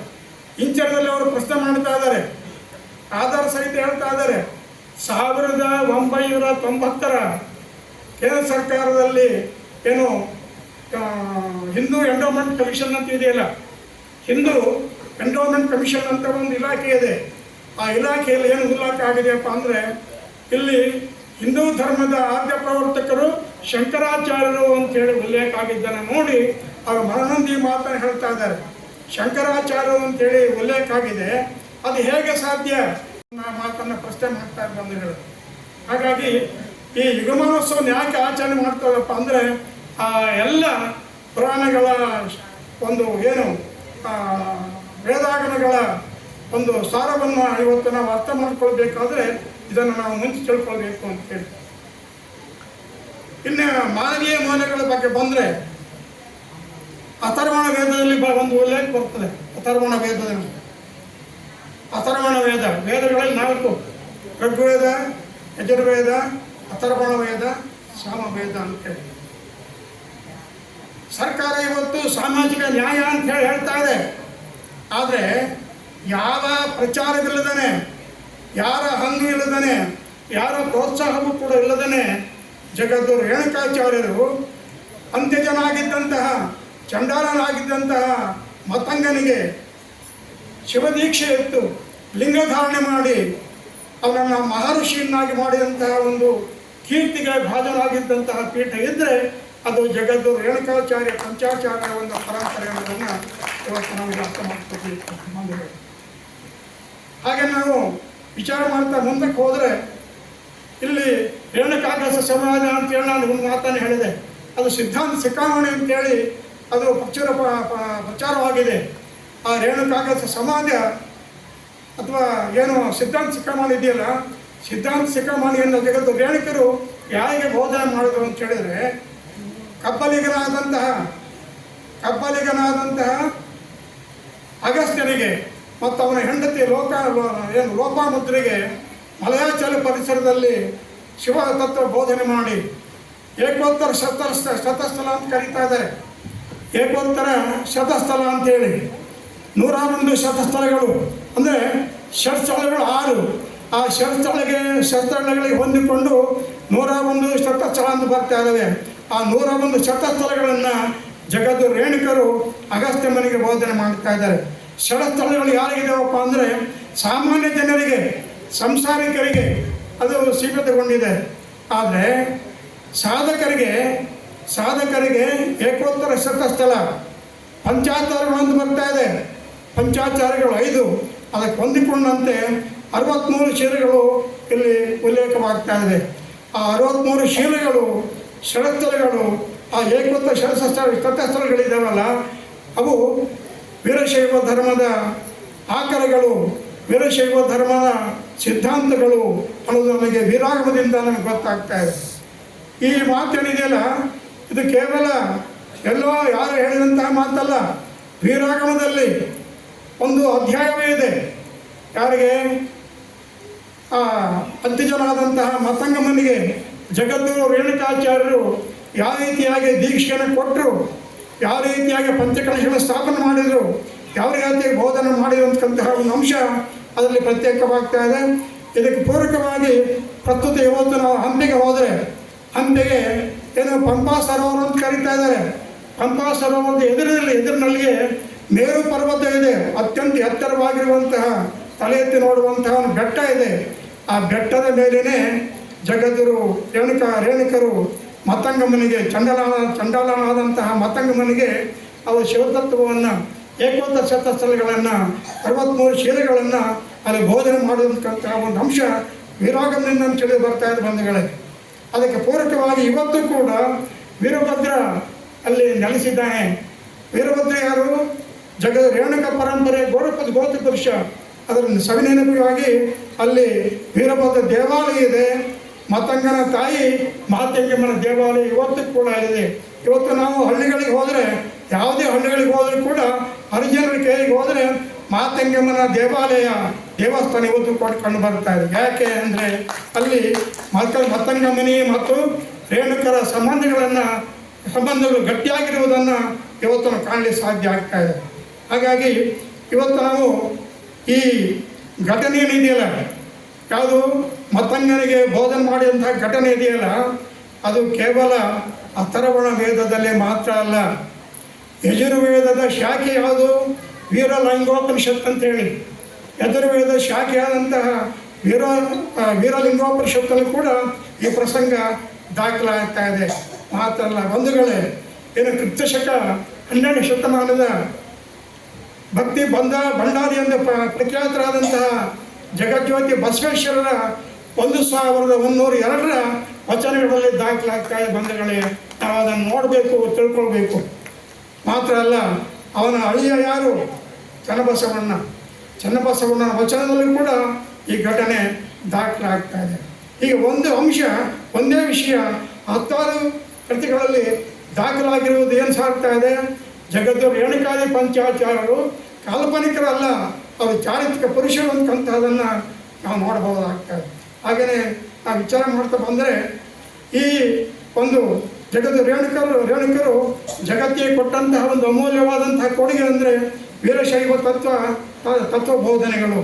ಅದರ ಬಗ್ಗೆಯೂ ಕೂಡ ಏನು ವಿರಕ್ತಿ ಶಿರೋಮಣಿ ಎಂದು ಪ್ರಖ್ಯಾತರಾದಂತಹ ಮರಿತೊಂಡದಾರರು, ಅವರು ಯಾರಪ್ಪ ಅಂದರೆ ಕೆಳದಿ ಅರಸ ಬಸವ ಭೂಪಾಲನ ಆಸ್ಥಾನದಲ್ಲಿದ್ದಂಥ ವ್ಯಕ್ತಿಗಳು. ಅವರು ಕೂಡ ಈ ರೇಣುಕ ಸಮಯ ಅಂತ ಹೇಳಿ ಆ ಮಾತನ್ನು ಹೇಳಿ ಈ ವೀರಶೈವ ಮತವನ್ನು ಅವರು ಸ್ಥಾಪನೆ ಮಾಡಿ ಅಂತ ಹೇಳ್ತಾ ಇದ್ದಾರೆ. ಹಾಗೆಯೇ ಕ್ರಿಸ್ತಶಕ 15-16ನೇ ಶತಮಾನದ ಯಡಿಯೂರು ತೋಂಡು ಸಿದ್ಧಲಿಂಗಿಗಳು ವಚನವಂತೂ ಕೂಡ ಬಹಳಷ್ಟು ಸುಂದರವಾಗಿ ರೇಣುಕರ ಬಗ್ಗೆ, ರೇವಣ ಸಿದ್ಧರ ಬಗ್ಗೆ ಅವರು ಪ್ರಸ್ತುತಪಡಿಸ್ತಾ ಇದ್ದಾರೆ. ಆದಿಯಲ್ಲಿ ಶಿವತತ್ವದಲ್ಲಿ ರೇಣುಕನ ಉದಯವಾಗದಿದ್ದರೆ, ಇಂದು ಇಲ್ಲಿ ರೇವಣ ಸಿದ್ದೇಶ್ವರ ಶಿವಲಿಂಗದಲ್ಲಿಯೇ ಹುಟ್ಟಿ ಶಿವಲಿಂಗದಲ್ಲಿಯೇ ಲಯವಾದ ಪರ್ಯಂತೂ ಇದನ್ನು ಅರಿಯದೆ ಏನು ಟೀಕೆ ಮಾಡುವವರು ಅವ್ರಿಗೆ ಏನಾಗ್ತದಪ್ಪ ಅಂದರೆ ನಾಯಕ ನರಕ ತಪ್ಪದು ಶಿವಸಿದ್ದೇಶ್ವರ ಪ್ರಭು ಮಾತನ್ನು ಹೇಳ್ತಾ ಇದ್ದಾರೆ. ಇದಕ್ಕಿಂತ ಇದನ್ನು ನಾವು ಇನ್ನೇನು ಕಾಣಬೇಕು? ನಾವು ವಿರಕ್ತರಲ್ಲಿ ಕೂಡ ಕಂಡು ಬರ್ತಾ ಇದೆ. ಹಾಗೆಯೇ ಶಿವಾಚಾರ್ಯ ಪರಂಪರೆಯಲ್ಲಿ ಕೂಡ ಕಂಡು ಬರ್ತಾ ಇದೆ. ಮಾತ್ರ ಅಲ್ಲ, ರೇಣುಕರ ಹೆಸರು ಶಾಸನಗಳಲ್ಲಿ ಕೂಡ ಉಲ್ಲೇಖ ಆಗಿದೆ. ಕ್ರಿಸ್ತಶಕ 13ನೇ ಶತಮಾನದ ಮರಳಿಕೋದ ಶಾಸನದಲ್ಲಿ ರೇಣುಕ ಧಾರಕ ಘಂಟಾಕರ್ಣ ಮಾತಲ್ಲ ನಂದಿ ವೀರಭದ್ರ ಭಂಗಿರತಿ ಅಂತಕ್ಕಂತಹ ಮಾತು ಉಲ್ಲೇಖ ಬರ್ತಾ ಇದೆ. ಇದೆಲ್ಲದಕ್ಕಿಂತ ಹೆಚ್ಚಾಗಿ ನಾವು ಕಾಣುವಂತಹ ಮತ್ತೊಂದು ಅಮೂಲ್ಯವಾದ ದಾಖಲೆ ಅಂತಂದರೆ ಕ್ರಿಸ್ತ ಶಕ 7ನೇ ಶತಮಾನದ ಆಂಧ್ರ ಪ್ರದೇಶದ ಒಂದು ಶಾಸನ, ಪ್ರಕೃತಿ ಶಾಸನ. ಆ ಪ್ರಕೃತಿ ಶಾಸನದಲ್ಲಿ ಹೇಳ್ತಾ ಇದೆ, ಅದು ಕೇವಲ 5-6 ಸಾಲುಗಳು ಮಾತ್ರ ಇದೆ.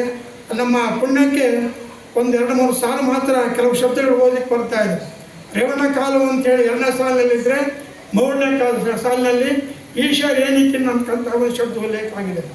ರೇವಣ ಕಾಲು ನಾವು ನಮ್ಮ ಕನ್ನಡ ಶಾಸನದಲ್ಲಿ ಕಾಲಂ ಖರ್ಚಿ ಅಂತೇಳಿ ನಾವು ಓದ್ತೇವೆ. ನಾವು ಅಂದರೆ ಕಾಲಂ ಖರ್ಚಿ ಅಂದರೆ ಸ್ಪರ್ಶ ಮಾಡಿ ಅಂತೇಳಿ. ಅದೇ ರೀತಿಯಾಗಿ ಆ ಅರ್ಥ ಬರುವ ರೀತಿಯ ಶಾಸನ ಇದೆ. ಈಶ ರೇಣಿಕಿನ್ ಅಂತಕ್ಕಂಥ ಶಬ್ದ ಉಲ್ಲೇಖವಾಗಿದೆ. ಇವತ್ತು ನಾವು ರೇಣುಕ ಭಗವತ್ಪಾದರು ಅಂತ ಕರೀತಾ ಇದ್ದಾರೆ. ಜಗದ ರೇಣುಕಾದಿ ಪಂಚಾಚಾರ್ಯರು ಶಿವಾಂಶ ಸಮೂತರು ಅಂತ ಕರೀತಿದ್ದೇವೆ. ಹಾಗೆ ಅವತ್ತಿನ ಶಾಸನ ಈಶ ರೇಣಿಕಿನ್ ಅಂದರೆ ಭಗವಂತನ ಸ್ವರೂಪನಾದ ರೇಣುಕಾ ಅಂತಕ್ಕಂತಹ ಒಂದು ಮಾತು ಬರ್ತಾ ಇದೆ. ಹೀಗೆ ರೇಣುಗುಂಟ ಇದೆ ಅಲ್ಲೇ ಆಂಧ್ರದಲ್ಲಿನೇ.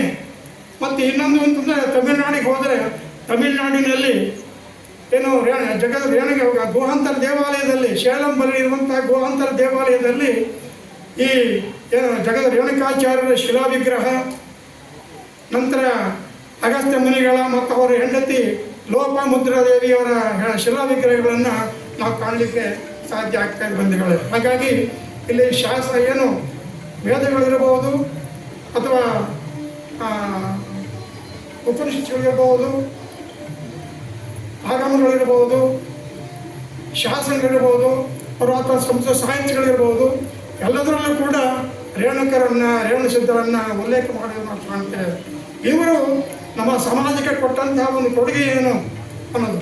ನಮ್ಮ ಸಹೋದರಿ ಆಕಾಶವಾಣಿಯ ಸಂಗೀತ ಕಲಾವಿದೆ ತಮ್ಮ ಗಾನದಲ್ಲಿ ಒಂದು ಮಾತನ್ನು ಹೇಳಿದರು, ಕಾಯಕವೇ ಕೈಲಾಸ ಅಂತೇಳಿ. ರೇಣುಕರು ಸಿದ್ಧಾಂತ ಶಿಖಾಮಣಿಯಲ್ಲಿ ವೃತ್ತಿ ಚೈತನ್ಯ ರೂಪಿಣಿ ಅಂತ ಕರೆದಿದ್ದಾರೆ. ವೃತ್ತಿ ಅಂದರೆ ಕಾಯಕ, ಹೌದಲ್ಲ? ವೃತ್ತಿ ಅಂದರೆ ಕಾಯಕ, ಚೈತನ್ಯ ಅಂದರೆ ಶಿವ ಮತ್ತು ಶಕ್ತಿ. ಕೈಲಾಸ ಅಂತ ಬಸವಣ್ಣವ್ರು ಕರೆದರೆ ಜಗದ ರೇಣುಕರು ಕೈಲಾಸದ ಬದಲಿಗೆ ಚೈತನ್ಯ ರೂಪಿಣಿ ಅಂತ ಕರೆದರು. ಹಾಗಾಗಿ ಇಂತಹ ಒಂದು ಕೊಡುಗೆಗಳನ್ನು ನಾವು 10 ರೀತಿಯಲ್ಲಿ ಕಾಣಲಿಕ್ಕೆ ಸಾಧ್ಯ ಆಗ್ತಾ ಇದೆ. ಹಾಗೆಯೇ ಮಾನವ, ಅವ್ರು ಹೇಳಿದರು ಸಧರ್ಮ ಸರ್ವ ಲೋಕೋಪಕಾರಾಯ ಅಂಥೇಳಿ. ಅದಕ್ಕೆ ಪೂರಕವಾಗಿ ಮಾನವ ಸಮಾಜ ಶಾಂತಿಯಿಂದ ಬದುಕಬೇಕಾದರೆ ದಶಧರ್ಮ ಸೂತ್ರಗಳನ್ನು ಸರ್ವರು ಕೂಡ ಪಾಲಿಸಿಕೊಂಡು ಬರಬೇಕು ಅಂತೇಳಿ ಭಕ್ತಿ ಕನ್ನಡ ಸಂಸ್ಕೃತಿ ಇಲಾಖೆಗೆ ಮತ್ತು ಪರಮ ಪೂಜ್ಯರಿಗೆ ನನ್ನ ಮಾತುಗಳನ್ನು ಸಹಿಸಿಕೊಂಡಿದ್ದಕ್ಕೆ ನಾನು ವಂದಿಸಿ ವಿರೋಧಿಸ್ತಾ ಇದ್ದೇನೆ. ಶಿವಾಂಬಯ್ಯ. ಮಾನವ ಧರ್ಮಕ್ಕೆ, ಧರ್ಮದಿಂದಲೇ ವಿಶ್ವಕ್ಕೆ ಒಂದೇ. ಘಟಕ ಜಗದ್ಗುರು ಶ್ರೀ ರೇಣುಕಾಚಾರ್ಯ ಜಯಂತಿ ಸಮಿತಿ ಧಾರವಾಡ ಇವರು ಆಗಮಿಸಿ ಇಂದಿನ ಕಾರ್ಯಕ್ರಮದ ಕುರಿತು ತಮ್ಮ ಆಶಯಗಳನ್ನು ವ್ಯಕ್ತಪಡಿಸಬೇಕಾಗಿ ವಿನಂತಿಸ್ತೇನೆ. ಎಂತಾದರೂ ಇರು, ಎಂದೆಂದಿಗೂ ನೀ ಕನ್ನಡವಾಗಿರು ಎಂದು ರಾಷ್ಟ್ರಕವಿ ಕುವೆಂಪು ಅವರು ಹೇಳಿದ ಹಾಗೆ, ಎಲ್ಲಾದರೂ ಇರು, ಎಂತಾದರೂ ಇರು, ಎಂದೆಂದಿಗೂ ನೀ ಜಗದ್ಗುರು ರೇಣುಕಾಚಾರ್ಯರ ಸದ್ಭಕ್ತನಾಗಿರು ಎಂದು ಹೇಳುವಂತೆ ಈ ಒಂದು ಇವತ್ತಿನ ಜಗದ್ಗುರು ರೇಣುಕಾಚಾರ್ಯರ ಜಯಂತಿ ಹಾಗೂ ಯುಗುಮಾನೋತ್ಸವದ ಕಾರ್ಯಕ್ರಮಕ್ಕೆ ಆಗಮಿಸಿ ಈ ಒಂದು ದಿವ್ಯ ವೇದಿಕೆಯನ್ನು ಅಲಂಕರಿಸಿದಂಥ ಅಮ್ಮಿನಬಾವಿ ಶ್ರೀಗಳ ಪಾದಾರವಿಂದಗಳಿಗೆ ಪೊಡಮೊಟ್ಟು ಅದನ್ನು ಹೆಲ್ಪ್ ಮಾಡ್ತಾರೆ. ಮುಂದೆ ಅನ್ನೋ ಬೆಂಕೇರಿಯವರು ಅಗದಿ ಅಚ್ಚುಕಟ್ಟಾಗಿ ನಿಭಾಯಿಸ್ಕೊಂಡು ಹೋಗ್ತಾರೆ ಅನ್ನೋದಕ್ಕೆ ಎರಡು ಮಾತಿಲ್ಲ. ಈ ಒಂದು ಧಾರವಾಡ ಎಲ್ಲರೂ ನಾವು ರೇಣುಕಾಚಾರ್ಯ ಜಯಂತಿ ಅಂತ ಹೇಳ್ತಿದ್ವಿ ಎಲ್ಲರೂ, ಅದಕ್ಕೆ ಹುಟ್ಟು ಹಾಕಿ ಇವತ್ತು ನಮ್ಮ ಧಾರವಾಡದ ಗ್ರಾಮೀಣ ಭಾಗದ ಎಲ್ಲ ಸದಸ್ಯರು ನಮಗೆ ಬಹಳ ಪ್ರೋತ್ಸಾಹ ಕೊಟ್ಟಿದ್ದಾರೆ. ಅದಕ್ಕೆ ನಾವು ಈಗ 6ನೇ ವರ್ಷಕ್ಕೆ ಆ ಯಾತ್ರೆ ಜಯಂತಿ ಉತ್ಸವವನ್ನು ಮಾಡ್ತಾ ಇದ್ದೇವೆ. ಎಲ್ಲರ ಸಹಾಯ ಸಹಕಾರ ಇದ್ದಿದ್ದರಿಂದ ನಾವು ಮಾಡ್ತಾ ಇದ್ದೇವೆ. ಆ ಒಂದು ಸಹಾಯ ಸಹಕಾರ ಹೆಚ್ಚಾಗಿ ನಮಗೆ ಆಶ್ರಯ ನೀಡಿ ಅಲ್ಲೇ ಹೊಸಯಲ್ಲಾಪುರದ ಮಳೆ ಮಲ್ಲೇಶ್ವರ ಮಠದಲ್ಲಿ ನಮಗೆ ಆಶ್ರಯ ಕೊಡ್ತಾ ಇದ್ದಾರೆ. ಏನೇ ಬಂದರೂ ಹೆಚ್ಚು ಕಡಿಮೆ ಬಂದರೂ ಅವರೆಲ್ಲ ನೋಡ್ಕೊಳ್ತಾ ಇದ್ದಾರೆ. ಅಲ್ಲಿಂದನೇ ಈ ಸಲನೂ ಕೂಡ ಪ್ರತಿ ವರ್ಷದಂತೆ ಈ ವರ್ಷನೂ ಕೂಡ ಮಾರ್ಚ್ 28ನೇ ತಾರೀಕಿಗೆ ಕಾಶಿ ಜಗದ್ಗುರುಗಳು ಆಗಮಿಸಲು ಒಪ್ಪಿಕೊಂಡಿದ್ದಾರೆ. ಆ ಥರನಾಗಿ ನಾವು ಸಾರೋಟದಲ್ಲಿ ಮೆರವಣಿಗೆ, ಕುಂಭ ಎಲ್ಲದಕ್ಕೂ ನಮ್ಮ ಭಾಗದ ಅಂದ್ರೆ ಗ್ರಾಮೀಣ ಭಾಗದವ್ರು ಅಷ್ಟೇ ಅಲ್ಲ, ಎಲ್ಲ ಸಮಾಜದ ಎಲ್ಲ ನಮ್ಮ ಧಾರವಾಡದ ಎಷ್ಟು ಪುಣ್ಯವಂತರು ಅಂತಂದ್ರೆ ನಾವು ಬರೀ ಹೇಳ್ತಿದ್ವಿ ರೇಣುಕಾಚಾರ್ಯ ಜಯಂತಿ ಐತಿ ಅಂತ. ಅದನ್ನು ಆಚರಣೆಯಲ್ಲಿ ತರುವುದಕ್ಕೆ ಪ್ರೋತ್ಸಾಹ ಕೊಟ್ಟಂಥವ್ರು ನಮ್ಮ ಗ್ರಾಮೀಣ ಭಾಗದವರು. ಅವರಿಗೆ ನಾವು ಕೋಟಿ ಕೋಟಿ ನಮನಗಳನ್ನು ಹೇಳಬೇಕು. ಎಲ್ಲದಕ್ಕೂ ನಮ್ಗೆ ಪ್ರೋತ್ಸಾಹ ಕೊಡ್ತಾ ಇದ್ದಾರೆ ಇವತ್ತು ಗ್ರಾಮೀಣ ಭಾಗದವರು. ಅಂಥ ಒಂದು ಇದು ಧಾರವಾಡದ ಹೊಸ ಯಲ್ಲಾಪುರ. ಧಾರವಾಡ ಅಂದ್ರೇ ಗೊತ್ತು, ಸಮಾಧಾನಕ್ಕೆ ಇನ್ನೊಂದು ಹೆಸರು ಧಾರವಾಡ. ಮೃತ್ಯುಂಜಯ ಅಪ್ಪಗಳ ಪಾದ ಸ್ಪರ್ಶದ ಧೂಳಿಯಿಂದ ಬೆಳೆದದ್ದು ನಮ್ಮ ಧಾರವಾಡ. ಶಾಲ್ಮಲೆಯ ಉಗಮ ಸ್ಥಾನ ಧಾರವಾಡ. ಚನ್ನ ಬಸವಣ್ಣನವರು ಇಲ್ಲಿ ಇದ್ದು ಹೋಗಿ ಉಳುವಿ ಬಸವೇಶ್ವರ ದೇವಸ್ಥಾನ ನಿರ್ಮಾಣವಾಯಿತು. ಅಂಥವಾದ ಒಂದು ಧಾರವಾಡ. ಅದೇ ಥರನಾಗಿ ತಾವೆಲ್ಲರೂ ಪರದೇಶಕ್ಕೂ ಹೋಗುವಂಥ ಇವತ್ತ ಪೇಡ ಕೂಡ ಅಷ್ಟೇ ಸಿಹಿಯಾಗಿದೆ ನಮ್ಮ ಧಾರವಾಡದಷ್ಟೇ. ಇಲ್ಲೇ ಕವಿಗಳು ಎಷ್ಟು ಜನ ಇದ್ದಾರೆ. ಧಾರವಾಡ ಅಂದ್ರೆ ಒಂದೇನೋ ಖುಷಿ, ಸಮಾಧಾನ ಧಾರವಾಡಕ್ಕೆ. ಇವತ್ತು ಎಲ್ಲರೂ ರಿಟೈರ್ಡ್ ಆಗಿ ಬರೋದು ಧಾರವಾಡಕ್ಕೆ. ಯಾಕೆ? ಸಮಾಧಾನ ಐತಿ ಧಾರವಾಡ, ಶಾಂತ ಐತಿ. ಮನುಷ್ಯನಿಗೆ ಸಾಕಷ್ಟು ಗಳಿಸ್ತಾನ, ಎಲ್ಲ ಮಾಡ್ತಾನ, ಸಾವುಕಾರಿಕೆ ಎಲ್ಲ ಇರ್ತೈತಿ. ಆದ್ರೆ ಮನುಷ್ಯನಿಗೆ ಬೇಕಾಗಿರೋದು ಒಂದು ನೆಮ್ಮದಿ, ಸಮಾಧಾನ. ಆ ನೆಮ್ಮದಿ ಸಮಾಧಾನ ಸಿಗುವುದು ನಮ್ಮ ಧಾರವಾಡದಲ್ಲಿ ಅಂತ ನಾನು ಎದೆ ತಟ್ಟಿ ಹೇಳ್ತಾ ಇದ್ದೇನೆ ಇವತ್ತು. ಅಂಥ ಧಾರವಾಡದಲ್ಲಿ ನಾವು ಮುಂಬರುವ ಮಾರ್ಚದ 28ಕ್ಕೆ ಜಗದ್ಗುರು ರೇಣುಕರ ಒಂದು ಜಯಂತಿ ಉತ್ಸವವನ್ನು ಮಾಡ್ತಾ ಇದ್ದೇವೆ. ತಾವೆಲ್ಲರೂ ಸಾಧ್ಯವಾದಷ್ಟು ಆ ಜಯಂತಿ ಉತ್ಸವಕ್ಕೆ ಬರಬೇಕು ಅಂತ ತಮ್ಮಲ್ಲಿ ಕಳಕಳಿಯಿಂದ ಕೇಳ್ಕೊಳ್ತಾ ಇದ್ದ ಅಂತ ಹೇಳಿ ಮಾಡುವುದಕ್ಕೆ ತಮ್ಮೆಲ್ಲರ ಸಹಾಯ ಸಹಕಾರ ಬೇಕು ಎಂದು ಹೇಳುತ್ತಾ ನನಗೆ ಮಾತನಾಡಲು ಅವಕಾಶ ಕೊಟ್ಟ ತಮ್ಮೆಲ್ಲರಿಗೂ ವಂದಿಸಿ ನನ್ನ ಮಾತಿಗೆ ವಿರಾಮ ಕೊಡ್ತಾ ಇದ್ದೇನೆ. ಜೈ ಹಿಂದ್, ಜೈ ಕರ್ನಾಟಕ. ಶಿವಾಚಾರ್ಯ ಶಿಖಾಮಣಿ ಯೋ ವೀರಶೈವ ಸಿದ್ಧಾಂತಂ ಸ್ಥಾಪಯಾಮಾಸ ಭೂತಲೆ. ಆರಂಭದಲ್ಲಿ ಮಾನವ ಧರ್ಮ ಸಂಸ್ಥಾಪಕರಾದ ಆದಿಜಗದ್ಗುರು ರೇಣುಕಾಚಾರ್ಯರನ್ನು ಸ್ಮರಿಸಿ ಜಗದ್ಗುರು ರೇಣುಕಾಚಾರ್ಯರ ಜಯಂತಿ ಯುಗಮಾನೋತ್ಸವ ಸಮಾರಂಭವನ್ನು ಆಯೋಜನೆ ಮಾಡಿರುವಂಥ ಜಿಲ್ಲಾಡಳಿತ ಹಾಗೂ ಕನ್ನಡ ಮತ್ತು ಸಂಸ್ಕೃತಿ ಇಲಾಖೆಯ ಎಲ್ಲ ಪದಾಧಿಕಾರಿಗಳು ಈ ಸಮಾರಂಭದಲ್ಲಿ ಪಾಲ್ಗೊಂಡು ಜಗದ್ಗುರು ರೇಣುಕರ ಬಗ್ಗೆ ಉಪನ್ಯಾಸವನ್ನು ನೀಡಿರುವಂಥ ವಿಶ್ರಾಂತ ಪ್ರಾಂಶುಪಾಲರಾದ ಡಾಕ್ಟರ್ ಎಂ ಶಿವಶಂಕರಯ್ಯನವರೇ, ಸಮಾರಂಭದ ವೇದಿಕೆ ಮೇಲೆ ಉಪಸ್ಥಿತರಿರುವ ಎಲ್ಲ ಗಣ್ಯರೇ, ಮಾತೆಯರೇ, ಸಮಾರಂಭದಲ್ಲಿ ಅತ್ಯಂತ ಅಭಿಮಾನದಿಂದ ಪಾಲ್ಗೊಂಡಿರುವಂಥ ಧರ್ಮಾಭಿಮಾನಿಗಳೇ, ಮಾತೆಯರೇ ಹಾಗೂ ಮಕ್ಕಳೇ,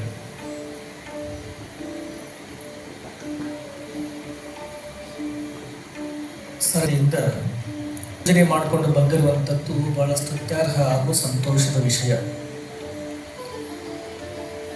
ಬಹುಶಃ ಈ ಸಂದರ್ಭದಲ್ಲಿ ಆಗಿನ ಮುಖ್ಯಮಂತ್ರಿಗಳಾಗಿರ್ತಕ್ಕಂಥ ಬಸವರಾಜ ಬೊಮ್ಮಾಯಿರವರನ್ನ ಹಾಗೂ ಜಗದ್ಗುರು ಪಂಚಪೀಠಾಧೀಶ್ವರರನ್ನ ನಾವು ಸ್ಮರಿಸಲೇಬೇಕು.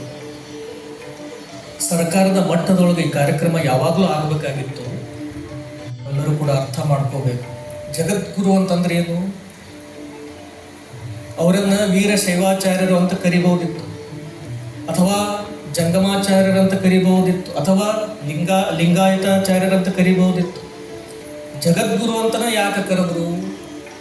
ಅವರು ಕೇವಲ ಒಂದು ಜಾತಿ ಜನಾಂಗಕ್ಕೆ ಮಾತ್ರ ಸೀಮಿತರಾದಂಥವ್ರಲ್ಲ, ಜಂಗಮರಿಗೆ ಸೀಮಿತರಾದಂಥವ್ರಲ್ಲ, ಕೇವಲ ವೀರಶೈವ ಸಮಾಜಕ್ಕೆ ಸೀಮಿತರಾದಂಥವ್ರಲ್ಲ, ಲಿಂಗಾಯತ ಸಮಾಜಕ್ಕೆ ಸೀಮಿತರಾದಂಥವ್ರಲ್ಲ, ಇಡೀ ಮನುಕುಲಕ್ಕನೇ ಸೀಮಿತರಾದಂಥವ್ರು ಜಗದ್ಗುರು ರೇಣುಕ ಭಗವತ್ಪಾದರು ಅಂತ ಮಾತನ್ನು ನಾವೆಲ್ಲರೂ ಕೂಡ ಅರ್ಥ ಮಾಡ್ಕೋಬೇಕು. ಅವರು ಬೋಧನೆ ಮಾಡಿರುವಂಥ ಸಿದ್ಧಾಂತ ಕೇವಲ ಒಂದು ಜಾತಿ ಜನಾಂಗಕ್ಕೆ ಮಾತ್ರ ಸೀಮಿತವಾದಂಥದ್ದಲ್ಲ. ಅವರು ಅವತಾರ ಮಾಡುವಂಥ ಸಂದರ್ಭದೊಳಗೆ ಸಾಕ್ಷಾತ್ ಪರಮಾತ್ಮನೇ ಅವರಿಗೆ ಅಪ್ಪಣೆಯನ್ನು ಕೊಡ್ತಾನೆ. ಏನಂತ? ಶ್ರೀಮದ್ ಅದ್ವೈತ ಪರಂ ಶಾಸ್ತ್ರಂ ವೇದ ವೇದಾಂತ ಸಮ್ಮತಂ ಸ್ಥಾಪಯಿಷ್ಯಸಿ ಭೂಲೋಕೆ ಸರ್ವೇಷಾಂ ಹಿತಕಾರಕಂ ಅಂತೇಳಿ. ಭೂಲೋಕದೊಳಗೆ ಅವತಾರ ತಾಳುವಂಥ ನೀವು ಯಾವ ಸಿದ್ಧಾಂತವನ್ನು ಸ್ಥಾಪನೆ ಮಾಡಬೇಕಂತಂದ್ರೆ ವೇದಾಂತಗಳಿಗೆ ಸಮ್ಮತವಾಗಿರುವಂಥ ಯಾವುದೇ ಸಿದ್ಧಾಂತಗಳನ್ನು ನಿರಾಕರಣ ಮಾಡದಂತೆ, ಆನಂತರ ಎಲ್ಲರಿಗೂ ಕೂಡ ಹಿತವನ್ನುಂಟು ಮಾಡುವಂಥ ಜೀವ ಮತ್ತು ಶಿವನ ಐಕ್ಯವನ್ನು ಬೋಧಿಸುವಂಥ ಸಿದ್ಧಾಂತವನ್ನು ನೀನು ಸ್ಥಾಪನೆ ಮಾಡಬೇಕು. ಯಾರನ್ನು ಕೂಡ ವಿರೋಧ ಮಾಡಬಾರದು, ಯಾವ ಸಿದ್ಧಾಂತವನ್ನು ಅಲ್ಲಗಳಿಬಾರದು, ಎಲ್ಲರಿಗೂ ಕೂಡ ಹಿತವನ್ನು ಮಾಡಬೇಕು. ಸರ್ವೇಷಾಂ ಹಿತಕಾರಕಂ ಅಂತಹ ಸಿದ್ಧಾಂತವನ್ನು, ಶಿವ ಸಿದ್ಧಾಂತವನ್ನು ನೀವು ಸ್ಥಾಪನೆ ಮಾಡ್ಬೇಕಂತೇಳಿ ಸಾಕ್ಷಾತ್ ಪರಮಾತ್ಮನೇ ಅವರನ್ನು ಭೂಲೋಕಕ್ಕೆ ಕಳಿಸ್ಕೊಡ್ತಾನೆ. ಕೇವಲ ಅವರ ಅವತಾರವನ್ನು ನಾವು ಹುಟ್ಟು ಜನನ ಅಂತ ಕರೆಯಂಗಿಲ್ಲ. ಅಯೋನಿಜರು, ಲಿಂಗೋದ್ಭವರು, ಅದೊಂದು ಅವತಾರ, ದಿವ್ಯ ಅವತಾರ. ಬಹುಶಃ ಎಲ್ಲರಿಗೂ ಒಂದು ಸಾಮಾನ್ಯವಾಗಿರುವಂಥ ಪ್ರಶ್ನೆ ಕಾಡ್ತದೆ, ಆ ಸ್ಥಾವರ ಲಿಂಗದೊಳಗೆ ಹೆಂಗೆ ಜನನ ಆಗೋದಕ್ಕೆ ಸಾಧ್ಯ, ಅವತಾರ ಎತ್ತೋದಕ್ಕೆ ಸಾಧ್ಯ? ಒಂದು ಮಾತನ್ನು ಎಲ್ಲರೂ ಕೂಡ ಅರ್ಥ ಮಾಡ್ಕೋಬೇಕು.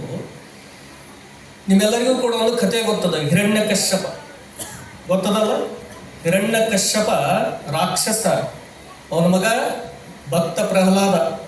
ಕೊನೆಯ ಸಂದರ್ಭವನ್ನು ನೀವೆಲ್ಲರೂ ಕೂಡ ಕೇಳಿರಿ, ನೋಡಿರಿ. ಆ ಹಿರಣ್ಯಕಶ್ಯಪನನ್ನ ಸಂಹಾರ ಮಾಡಬೇಕಾಗಿತ್ತಂತಂದ್ರೆ ಆ ನರಸಿಂಹ ಅವತಾರವನ್ನು ತಾಳಿರುವಂಥ ಭಗವಂತ ಎದ್ರೊಳಗೆ ಬಂದ?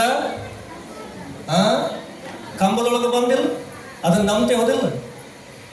ಅನಂತರ ಕೋಳೂರು ಕೊಡಗೂಸು ಪರಮಾತ್ಮನಿಗೆ ಹಾಲನ್ನು ನೈವೇದ್ಯ ಮಾಡಲಿಲ್ಲ. ಹಾಲನ್ನು ಕುಡಿಸಿ ಆ ಪರಮಾತ್ಮನನ್ನ ಒಲಿಸಿಕೊಂಡ ನಂತರ ಪರಮಾತ್ಮ ಆಕೆಯನ್ನು ಸ್ವೀಕಾರ ಮಾಡ್ತಾನಂತ, ತನ್ನ ಹತ್ರ ಕರ್ಕೊಂತಾನ. ಹೆಂಗ? ಲಿಂಗ ಇಬ್ಬಾಗ ಆಗ್ತದ, ಕೊಡಗೂಸು ಒಳಗೆ ಹೋಗ್ತಾಳ, ಇನ್ನೇನು ಒಳಗೆ ಹೋಗ್ತಾಳ ಅನ್ನೋಷ್ಟೊಳಗೆ ಅವ್ರ ತಂದೆ ಬಂದು ಜಡಿ ಹಿಡಿತಾನ, ಆ ಜಡಿ ಅಲ್ಲೇ ಇರ್ತದೆ. ನೀವೆಲ್ಲ ನೋಡಿರ್ಬೇಕು, ಕೇಳಿರ್ಬೇಕು. ಇದು ನಂಬ್ತೆ ಹೋದಿಲ್ಲ? ಇದು ಸಾಧ್ಯ ಆಗ್ತದಂದಾಗ ಮತ್ತು ರೇಣುಕ ಭಗವತ್ಪಾದರು ಕೂಡ ಲಿಂಗೋದ್ಭವರು ಆಗ್ಯಾರನ್ನುವ ಸಾಧ್ಯತೆನೂ ಕೂಡ ನಾವು ಒಪ್ಪಗೋಬೇಕು. ಸಾಮಾನ್ಯನಾಗಿರ್ತಕ್ಕಂಥವರೆಲ್ಲ ರೇಣುಕ ಭಗವತ್ಪಾದರು ಅಣಿಮಾ, ಮಹಿಮಾ, ಗರಿಮಾ, ಪ್ರಾಪ್ತಿ, ಪ್ರಾಕಾಮ್ಯ, ಈಶತ್ವ, ವಶಿತ್ವ ಅನ್ನುವಂಥ ಅಷ್ಟಮಹಾಸಿದ್ಧಿಗಳನ್ನು ಅವತಾರ ತಾಳುವಾಗನ ಅವರು ಸ್ವೀಕಾರ ಮಾಡಿಕೊಂಡು ಬಂದಂಥವ್ರು. ಶಿವನ ಅವತಾರಿನ ರೇಣುಕ ಭಗವತ್ಪಾದರು, ಪಂಚಾಚಾರ್ಯರು ಅಂತ ನಾವೆಲ್ಲರೂ ಕೂಡ ಅರ್ಥ ಮಾಡ್ಕೋಬೇಕು. ಅವತಾರ ತಾಳಿದ ನಂತರ ಆಕಾಶ ಮಾರ್ಗವಾಗಿ ಅವರು ಪ್ರಪಂಚವನ್ನು ಸುತ್ತಾಡಿ ಶಿವ ಸಿದ್ಧಾಂತವನ್ನು ಬೋಧನೆ ಮಾಡ್ತಾರೆ. ಆಕಾಶ ಮಾರ್ಗದೊಳಗೆ ಹೋಗೋದಕ್ಕೆ ಹೆಂಗೆ ಸಾಧ್ಯ? ಇದನ್ನ ಯೋಗಿಕ್ ಫ್ಲೈಯಿಂಗ್ ಅಂತ ಕರೀತಾರೆ, ಟ್ರಾನ್ಸೆಂಡೆಂಟಲ್ ಯೋಗ ಅಂತಲೂ ಕೂಡ ಕರೀತಾರೆ. ಸಾಕಷ್ಟು ಯೋಗಿಗಳು ಅಂದ್ರೆ ಯಾರು ಆಧ್ಯಾತ್ಮ ಚಿಂತನೆಯನ್ನು ಮಾಡ್ತಾರೆ, ಸಾಧನೆಯನ್ನು ಮಾಡ್ತಾರೆ, ಅವರು ಕಂಡು ಹಿಡಿದಾರೆ. ಅಮೆರಿಕಾದೊಳಗೆ ಒಂದು ಪ್ರಯೋಗ ನಡೀತು. ಒಬ್ಬ ಯೋಗ ಗುರುಗಳು ಲಕ್ಷಾಂತರ ಜನರಿಗೆ ಈ ಯೋಗಿಕ್ ಫ್ಲೈಯಿಂಗ್ ಅನ್ನುವಂಥ ಯೋಗವನ್ನು ಕಲಿಸ್ಕೊಡ್ತಾರೆ. ಅದನ್ನು ಸಾಧನೆ ಮಾಡಿದಂಥವ್ರು ಎಂಥ ಸಿದ್ಧಿಯನ್ನು ಪಡ್ಕೊಂತಾರೆ ಅಂತಂದ್ರೆ, ನೆಲ ಬಿಟ್ಟು 4 ಫೂಟ್ ಮೇಲೆ ಹೇಳ್ತಾರಂತವ್ರು. ಅಂದ್ರೆ ಬಯಲೊಳಗೆ ಅಂತರೊಳಗೆ ನೆಲ ಬಿಟ್ಟು 2 ಫೂಟ್ 4 ಫೂಟ್ ಮೇಲೆ ಹೇಳ್ತಾರಂತ. ಮತ್ತು ಇದು ಸಾಧ್ಯ ಹೌದಾ ಇಲ್ಲೋ? ಮತ್ತು ಇದು ಸಾಧ್ಯ ಐತಂದ ಮೇಲೆ ಅವರು ಕೂಡ ಆಕಾಶ ಮಾರ್ಗವಾಗಿ ಬಂದರು ಅನ್ನುವಂಥದ್ದನ್ನು ಕೂಡ ನಂಬಬೇಕು. ಎಷ್ಟೋ ಜನ ಏನೇನೋ ವಿರೋಧ ಮಾಡಿದರೂ ಕೂಡ ಆದ್ರೆ ಶಿವನ ಸ್ವರೂಪಿಯಾಗಿರುವಂಥ ರೇಣುಕ ಭಗವತ್ಪಾದರ ಶಕ್ತಿ ಸಾಮರ್ಥ್ಯಗಳನ್ನು ನಾವ್ಯಾರೂ ಕೂಡ ಅಲ್ಲಗಳಿಬಾರದು ಅಂತ ಮಾತನ್ನು ನಾವೆಲ್ಲರೂ ಕೂಡ ಒಪ್ಪಗೋಬೇಕು. ನಂತರ ರೇಣುಕ ಭಗವತ್ಪಾದರು ಮಾಡಿರುವಂಥ ಕೆಲಸ ಏನಂತಂದ್ರೆ ಎಲ್ಲರನ್ನ ಸಮಾನವಾಗಿ ನೋಡಿದ್ದು. ಹೆಣ್ಣು ಗಂಡು ಅಂತ ಭೇದ ಇಲ್ಲ, ಮೇಲು ಕೀಳು ಅನ್ನುವಂಥ ಭೇದ ಇಲ್ಲ. ಯಾವುದೇ ಜಾತಿ ಮತ ಭೇದಗಳನ್ನು ನೋಡದೆ ಎಲ್ಲರನ್ನೂ ಕೂಡ ಒಂದೇ ಸೂರಿನಡಿಯೊಳಗೆ ತರಬೇಕನ್ನುವಂಥ ಉದ್ದೇಶವನ್ನು ಹೊಂದಿ ಅವ್ರು ಏನು ಮಾಡಿದ್ರು ಅಂತಂದ್ರೆ ಕೇವಲ 2 ಜಾತಿ, ಒಂದು ಭಕ್ತ ಮತ್ತೊಂದು ಭವಿ. ಯಾರು ಗುರುವಿನ ಮುಖಾಂತರ ಲಿಂಗ ದೀಕ್ಷೆಯನ್ನು ಪಡೆಯಂಗಿಲ್ಲ ಅವ ಭವಿ. ಯಾರು ಗುರುವಿನ ಮುಖಾಂತರ ಲಿಂಗ ದೀಕ್ಷೆಯನ್ನು ಪಡೆದು ಇಷ್ಟಲಿಂಗದ ಆರಾಧನೆಯನ್ನು ಮಾಡಿಕೊಂಡು ಪಂಚಾಚಾರ, ಶತಸ್ಥಲ ಮತ್ತು ವೀರಶೈವ ಸಿದ್ಧಾಂತಗಳನ್ನು ಯಾರು ಅನುಸರಿಸಿಕೊಂಡು ಬರ್ತಾರ ಅಂಥವನು ಭಕ್ತ ಅನ್ನುವಂಥ ಮಾತನ್ನು ರೇಣುಕ ಭಗವತ್ಪಾದರು ಹೇಳ್ಕೊಂಡು ಬರ್ತಾರ. 2 ಜಾತಿ, ಒಂದು ಭಕ್ತ ಮತ್ತೊಂದು ಭವಿ. ಹೆಣ್ಣೆ ಇರಲಿ ಗಂಡೇ ಇರಲಿ, ಎಲ್ಲರಿಗೂ ಕೂಡ ಲಿಂಗ ದೀಕ್ಷೆಯನ್ನು ಮಾಡುವುದರ ಮುಖಾಂತರವಾಗಿ ಪಾಪಿಯನ್ನು ಕೂಡ ಪರಮ ಪಾಪಿಯನ್ನು ಕೂಡ ಪುಣ್ಯವಂತನನ್ನಾಗಿ ಮಾಡಿರುವಂತ ಕೀರ್ತಿ ರೇಣುಕರಿಗೆ ಸಲ್ತದ. ಮಾತಂಗ ಮಹರ್ಷಿಯ ಉದಾಹರಣೆಯನ್ನು ಹೇಳಿದರು. ದರೋಡಕರಾಗಿದ್ದ, ಪ್ರಾಣಿ ಹಿಂಸೆಯನ್ನು ಮಾಡ್ತಿದ್ದ, ಬಂದಿರುವಂತ ಜನರನ್ನು ಕೊಂದು ಸಂಪತ್ತನ್ನು ಲೂಟಿ ಮಾಡ್ತಿದ್ದ. ಅಂತಹ ಪರಮ ಪಾಪಿಯನ್ನೂ ಕೂಡ ರೇಣುಕ ಭಗವತ್ಪಾದರು ಪರಿವರ್ತನೆಯನ್ನು ಮಾಡಿ ಅವನನ್ನು ದೊಡ್ಡ ಶಿವಭಕ್ತನನ್ನಾಗಿ ಮಾಡಿದರು. ಆಮೇಲೆ ಅವರು ಬೋಧಿಸಿರುವಂಥದ್ದು ಮೇಲ್ಜಾತಿಯಲ್ಲಿ ಹುಟ್ಟಿರುವಂತಹ ವ್ಯಕ್ತಿಗಲ್ಲ, ಕಬ್ಬಲಿಗನಾಗಿರ್ತಕ್ಕಂಥ ಅಗಸ್ತ್ಯ ಮಹಾಮುನಿಗೆ ಪ್ರಥಮ ಬಾರಿಗೆ ಬೋಧಿಸಿದಂಥ ಕೀರ್ತಿ ಜಗದ್ಗುರು ರೇಣುಕ ಭಗವತ್ಪಾದರಿಗೆ ಸಲ್ತದನ್ನುವಂಥ ಮಾತನ್ನ ನಾವೆಲ್ಲರೂ ಕೂಡ ನೆನಪಿಟ್ಕೋಬೇಕು. ಅವರು ಸ್ಥಾಪಿಸ ಹೊರಟಂತ ಸಮಾಜ ಎಂತದಂತಂದ್ರೆ ಸರ್ವ ಸಮಾನತೆಯ ಸಮಾಜ. ಯಾರು ಪಾಪಿಗಳದಾರ, ಯಾರು ಕೆಳಮಟ್ಟದೊಳಗೆ ಬಿದ್ದಿರ್ತಾರ ಅಂಥವರನ್ನು ಎತ್ತುವಂತ ಪ್ರಯತ್ನವನ್ನ ಜಗದ್ಗುರು ರೇಣುಕ ಭಗವತ್ಪಾದರು ಮಾಡ್ಕೊಂಡು ಬಂದರು. ಒಂದು ಪ್ರಸಂಗ ನೆನಪಿಗೆ ಬರ್ತದೆ. ಏನಂತಂದ್ರೆ, ನೀವೆಲ್ಲ ಬಂದರುಗಳನ್ನು ನೋಡಿರಬಹುದು. ಸಮುದ್ರದೊಳಗೆ ಬಂದರುಗಳಂತ ಕರೀತಾರೆ. ಹಡಗುಗಳು ಬಂದು ನಿಲ್ಲುವಂತ ನಿಲ್ದಾಣ ಬಂದರು ಅಂತ ಕರೀತಾರೆ. ಆ ಬಂದರು ಪ್ರದೇಶದೊಳಗೆ ಒಂದು ದೊಡ್ಡದಾಗಿರ್ತಕ್ಕಂಥ ದೀಪದ ಮನೆಯನ್ನು ಮಾಡಿರ್ತಾರೆ. ದೀಪದ ಮನೆಯನ್ನು ಲೈಟ್ ಹೌಸ್ ಅಂತ ಕರೀತಾರಲ್ಲ, ಅದಕ್ಕೆ ಲೈಟ್ ಹೌಸ್ ಮಾಡಿರ್ತಾರೆ. ಅತ್ಯಂತ ಎತ್ತರವಾಗಿ ಮಾಡಿರ್ತಾರೆ. ಆ ಒಂದು ಲೈಟ್ ಹೌಸಿನೊಳಗೆ ಬೆಳಕು ಪ್ರಜ್ವಲಿಸ್ತಿರ್ತದೆ. ಅದನ್ನ ಯಾಕೆ ಮಾಡಿರ್ತಾರೆ ಅಂತಂದ್ರೆ, ಹಡಗುಗಳೇನು ಆ ಬಂದರನ್ನು ಬಿಟ್ಟು ಸಮುದ್ರದೊಳಗೆ ಹೋಗಿರ್ತಾವ, ಬೇರೆ ಕಡೆ ಹೋಗ್ಬೇಕಂತೇಳಿ, ಮಧ್ಯದೊಳಗೆ ಹೋದಂಥ ಹಡಗುಗಳು ಅಕಸ್ಮಾತ್ ಏನಾದರೂ ಪ್ರಾಕೃತಿಕ ವೈಪರೀತ್ಯಗಳಾದಾಗ ದಿಕ್ಕು ತೋಚದಂತಾದಾಗ, ನಾವೆಲ್ಲಿ ಹೋಗಬೇಕನ್ನುವಂಥ ಭಾವನೆ ಅವರಲ್ಲಿ ಬರದಾದಾಗ, ಆ ಹಡಗುಗಳಲ್ಲಿರುವಂಥ ಆ ಚಾಲಕರು ಏನು ಮಾಡ್ತಾರೆ ಅಂತಂದ್ರೆ, ಆ ಲೈಟ್ ಹೌಸ್ ಅನ್ನು ನೋಡ್ತಾರಂತ, ದೂರದಲ್ಲಿರುವಂಥ ಆ ಲೈಟ್ ಹೌಸ್ ಅನ್ನು ನೋಡ್ತಾರಂತ. ಅವಾಗ ಆ ವ್ಯಕ್ತಿ ವಿಚಾರ ಮಾಡ್ತಾನೆ, ನಾವಿಂಥ ಪ್ರಸಂಗದೊಳಗೆ ಮುಂದೆ ಹೋಗುವಂಥ ಅವಶ್ಯಕತೆ ಇಲ್ಲ, ಅಲ್ಲೇನು ಬೆಳಕು ಕಾಣಕತ್ತದ ಅಲ್ಲಿ ಹೋದ್ರೆ ನಾವು ಸುರಕ್ಷಿತರಾಗಿರ್ತೀವಿ ಅಂತೇಳಿ ವಿಚಾರ ಮಾಡಿ ವಾಪಸ್ ಆ ಲೈಟ್ ಹೌಸ್ನತ್ತ ಬರುವಂಥ ಪ್ರಯತ್ನವನ್ನು ಮಾಡ್ತಾರಂತ. ಅಂದ್ರೆ ಸಮುದ್ರದೊಳಗೆ ದಿಕ್ಕು ಕಾಣದೇ ಇರುವಂಥ ಹಡಗುಗಳಿಗೆ ಯಾವುದು ದಾರಿಯನ್ನು ತೋರಿಸ್ತಲ್ಲ ಆ ಲೈಟ್ ಹೌಸು, ಹಂಗೆ ಸಮಾಜದೊಳಗೆ ಕೆಳಸ್ತರದಲ್ಲಿ ಬಿದ್ದಿರುವಂಥ ಏನು ಮಾಡಬೇಕನ್ನುವಂಥ ಗೊಂದಲದಲ್ಲಿರುವಂಥ ವ್ಯಕ್ತಿಗಳಿಗೆ ಬೋಧನೆಯನ್ನು ಮಾಡಿ ದಾರಿ ತೋರಿಸಿದಂಥ ಬೆಳಕಿನ ಮನೆ ಯಾವುದಂತಂದ್ರೆ ಅದು ಜಗದ್ಗುರು ರೇಣುಕ ಭಗವತ್ಪಾದರಂಥ ಮಾತನ್ನ ನಾವೆಲ್ಲರೂ ಕೂಡ ನೆನಪಿಟ್ಕೋಬೇಕು. ಪ್ರಸ್ತುತ ಸಮಾಜದೊಳಗೆ ಅವರು ಬೋಧಿಸಿರುವಂಥ ಧರ್ಮ ಮಾರ್ಗಗಳು ಅತ್ಯಂತ ಅನ್ವಯಿಸ್ತಾವೆ. ಬಹುಶಃ ಅವರು ಧರ್ಮ ಅನ್ನೋದಕ್ಕೆ ಒಂದೇ ಒಂದು ವಾಕ್ಯದೊಳಗೆ ಉತ್ತರ ನೀಡಿದರು. ಪೂಜೆ ಮಾಡೋದು ಧರ್ಮ ಏನು, ವ್ರತ ನಿಯಮಾದಿಗಳನ್ನು ಮಾಡೋದು ಧರ್ಮ ಏನು, ನಾವೆಲ್ಲ ದೇವಸ್ಥಾನಕ್ಕೆ ಹೋಗ್ತೀವಿ, ವ್ರತ ನಿಯಮಾದಿಗಳನ್ನು ಮಾಡ್ತೀವಿ, ಉಪವಾಸಗಳನ್ನು ಮಾಡ್ತೀವಿ, ನಮ್ಮಂಥ ಧರ್ಮ ಅಂತ ಯಾರೂ ಇಲ್ಲ ಅಂತೇಳಿ ನಾವು ಹೇಳ್ಕೊಂತ ಅಡ್ಡಾಡ್ತೀವಿ. ಆದರೆ ಜಗದ್ಗುರು ರೇಣುಕ ಭಗವತ್ಪಾದರು ಹೇಳ್ತಾರೆ, ಕೇವಲ ಪೂಜೆ ಮಾಡೋದು ವ್ರತ ನಿಯಮಾದಿಗಳನ್ನು ಮಾಡೋದು ಧರ್ಮ ಅಲ್ಲ. ನಿಜವಾದ ಧರ್ಮ ಯಾವುದಂತಂದ್ರೆ ಅಹಿಂಸಾ ಸತ್ಯಮಸ್ತೇಯಂ ಬ್ರಹ್ಮಚರ್ಯಂ ದಯಾಕ್ಷಮಾಂ ದಾನಂ ಪೂಜಾ ಜಪೋ ಧ್ಯಾನಂ ಇತಿ ಧರ್ಮಶ್ರ ಸಂಗ್ರಹ. ನಿಜವಾದ ಧರ್ಮ ಯಾವುದು ಅಂತಂದ್ರೆ ಈ ದಶಧರ್ಮ ಸೂತ್ರಗಳನ್ನು ಯಾರು ಪಾಲಿಸ್ಕೊಂಡು ಬರ್ತಾರ ಅವ ನಿಜವಾದ ಮಾನವ. ಅಂತಹ ಮಾನವ ಧರ್ಮಕ್ಕೆ ಜಯವಾಗಲಿ ಅಂತೇಳಿ ನಮ್ಮ ರೇಣುಕ ಪರಂಪರೆ ಪೀಠ ಹೇಳ್ಕೊಂಡು ಬಂದದ. ಅಹಿಂಸೆ, ಸತ್ಯ, ಅಸ್ತೇಯ, ಬ್ರಹ್ಮಚರ್ಯ, ದಯಾ, ಕ್ಷಮ, ದಾನ, ಪೂಜಾ, ಜಪ, ಧ್ಯಾನ ಇವುಗಳನ್ನ ಬಸವಣ್ಣವ್ರು ಏನು ಹೇಳ್ತಾರೆ? ಕಳಬೇಡ, ಕೊಲಬೇಡ, ಹುಸೆ ನುಡಿಯಲು ಬೇಡ, ಮುನಿಯಬೇಡ, ಅನ್ಯರಿಗೆ ಅಸಹ್ಯ ಪಡಬೇಡ, ತನ್ನ ಬಂಧಿಸಬೇಡ, ಇದಿರು ಹಳಿಯಲು ಬೇಡ, ಇದೇ ಅಂತರಂಗ ಶುದ್ಧಿ, ಇದೇ ಬಹಿರಂಗ ಶುದ್ಧಿ. ಏನು ಜಗದ್ಗುರು ರೇಣುಕ ಭಗವತ್ಪಾದರು ಅವಾಗ ಸಾಮಾಜಿಕ ಕ್ರಾಂತಿಯನ್ನು ಮಾಡಿದ್ರಲ್ಲ, ಅದೇ ಕ್ರಾಂತಿಯನ್ನ ಬಸವಾದಿ ಶಿವಶರಣರು 12ನೇ ಶತಮಾನದೊಳಗೆ ಮಾಡಿದ್ರು ಅನ್ನುವಂಥ ಹೆಮ್ಮೆ ಭಾವ ನಮ್ಮಲ್ಲಿ ಬರಬೇಕು. ಬಹುತೇಕವಾಗಿ ನಾವೆಲ್ಲ ಏನು ವಿಚಾರ ಮಾಡ್ತೀವಿ ಅಂತಂದ್ರೆ ಈ ವೀರಶೈವ ಸಿದ್ಧಾಂತ, ಈ ಷಟಸ್ಥಲ, ಪಂಚಾಚಾರ, ಅಷ್ಟಾವರಣ ಇವೆಲ್ಲ ಇತ್ತೀಚೆಗೆ ಬಂದಿದ್ದು ಅನ್ನುವಂಥ ದೊಡ್ಡ ವಾದವನ್ನು ನಾವೆಲ್ಲರೂ ಕೂಡ ಮಾಡ್ಕೊಂತ ಅಡ್ಡಾಡ್ತೀವಿ. ಆದ್ರೆ ಒಂದು ಮಾತು ನೆನಪಿರಲಿ, ಬಸವ ಕಲ್ಯಾಣದೊಳಗೆ ಒಂದು ಮಠ ಅದ, ತ್ರಿಪುರಾಂತಕ ಮಠ ಅಂತೇಳಿ. ಬಹುಶಃ ಈಗ ಹೋದ್ರೆ ನಿಮ್ಗೆ ನೋಡಾಕ್ ಸಿಗ್ತದ. ಆ ಮಠದೊಳಗೆ ಒಂದು ಗವಿ ಐತಿ. ಆ ಮಠಕ್ಕೆ ಗವಿ ಮಠ ಅಂತಾನೆ ಕರೀತಾರೆ. ಆ ಗವಿಯೊಳಗೆ ಆ ಮೊದಲಿನ ಪರಮ ಪೂಜ್ಯರು ಏನು 12ನೇ ಶತಮಾನದೊಳಗೆ ಇದ್ರಲ್ಲ ಮಠದ ಮಠಾಧ್ಯಕ್ಷರು, ಅವ್ರು ಏನು ಮಾಡ್ತಿದ್ರು ಅಂತಂದ್ರೆ ಬಸವಣ್ಣನವರು ಯಾವ ಜಾತಿ ಮತ ಧರ್ಮಗಳನ್ನು ನೋಡದೆ ವೀರಶೈವ ಧರ್ಮವನ್ನು ಯಾರು ಸ್ವೀಕಾರ ಮಾಡ್ಬೇಕಂತ ಬರ್ತಿದ್ರಲ್ಲ ಅಂಥವರನ್ನ ಕರ್ಕೊಂಡು ಹೋಗಿ ಆ ಗವಿ ಮಠದ ಆ ಗುಹೆಯೊಳಗೆ ಅವರಿಗೆ ಲಿಂಗ ದೀಕ್ಷಾ ಸಂಸ್ಕಾರವನ್ನು ಕೊಡಿಸ್ತಿದ್ರಂತ. ಯಾರು? ಬಸವಣ್ಣವರು. ತಾವು ಲಿಂಗ ಕಟ್ತಿದ್ದಿಲ್ಲ, ಯಾವುದೇ ಶಿವಶರಣರು ಸ್ವತಃ ತಾವೇ ಲಿಂಗ ಕಟ್ಕೋತಿದ್ದಿಲ್ಲ. ಆ ಮಠದ ಮಠಾಧ್ಯಕ್ಷರಿಂದ ಲಿಂಗವನ್ನು ಕಟ್ಟಿ ಕಲಿಸಿ ಅವರನ್ನು ವೀರಶೈವರನ್ನಾಗಿ ಪರಿವರ್ತಿಸಿ ನಂತರ ಸಾಧನೆಯನ್ನು ಮಾಡುವುದಕ್ಕೆ ಅವ್ರು ಹಚ್ಚುತ್ತಿದ್ರ. ವಿಚಾರ ಮಾಡ್ರಿ, ಪಂಚಸೂತ್ರ ಗವಿ ಅಂತ ಏನೋ ಕರೀತಾರಂತದಕ್ಕೆ ಈಗಲೂ ಕೂಡ ಅದು ನೋಡೋದಕ್ಕೆ ಸಿಗ್ತದ. ವಿಚಾರ ಮಾಡ್ರಿ, ಬಸವಣ್ಣನವರ ಸ್ವತಃ ಆ ಮಠಾಧ್ಯಕ್ಷರ ಕಡೆಯಿಂದ ದೀಕ್ಷೆ ಮಾಡಿಸ್ತಾರಂತಂದ್ರ ಈ ಪರಂಪರೆ ಎಷ್ಟು ಹಳೇದು ಅನ್ನೋದನ್ನ ನಾವೆಲ್ಲರೂ ಕೂಡ ವಿಚಾರ ಮಾಡ್ಬೇಕು.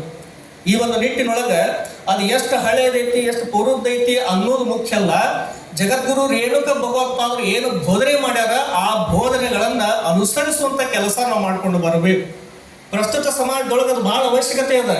ಯಾಕಂತಂದ್ರೆ ಇವತ್ತಿನ ಸಮಾಜ ಜಾತಿ ಭೇದ ಅನ್ನುವಂಥ ಭಾವದಿಂದ ವಿಘಟನೆ ಆಗೋದನ್ನ ನಾವೆಲ್ಲರೂ ಕೂಡ ನೋಡಾಕತ್ತೀವಿ. ಜಗದ್ಗುರು ರೇಣುಕ ಭಗವತ್ಪಾದರು ಏನು ಮಾಡಿದ್ರು ಅಂತಂದ್ರೆ ಸೂಜಿ ಕೆಲಸ ಮಾಡಿದ್ರೆ ವಿನಃ ಅವರು ಕತ್ರಿ ಕೆಲಸ ಮಾಡಲಿಲ್ಲ. ಇದನ್ನೆಲ್ಲ ನಾವು ವಿಚಾರ ಮಾಡಬೇಕು. ಸಮಾಜವನ್ನು ಒಗ್ಗೂಡಿಸುವಂತ ಪ್ರಯತ್ನವನ್ನು ಜಗದ್ಗುರು ರೇಣುಕ ಭಗವತ್ಪಾದರು ಮಾಡ್ಕೊಂಡು ಬಂದರು.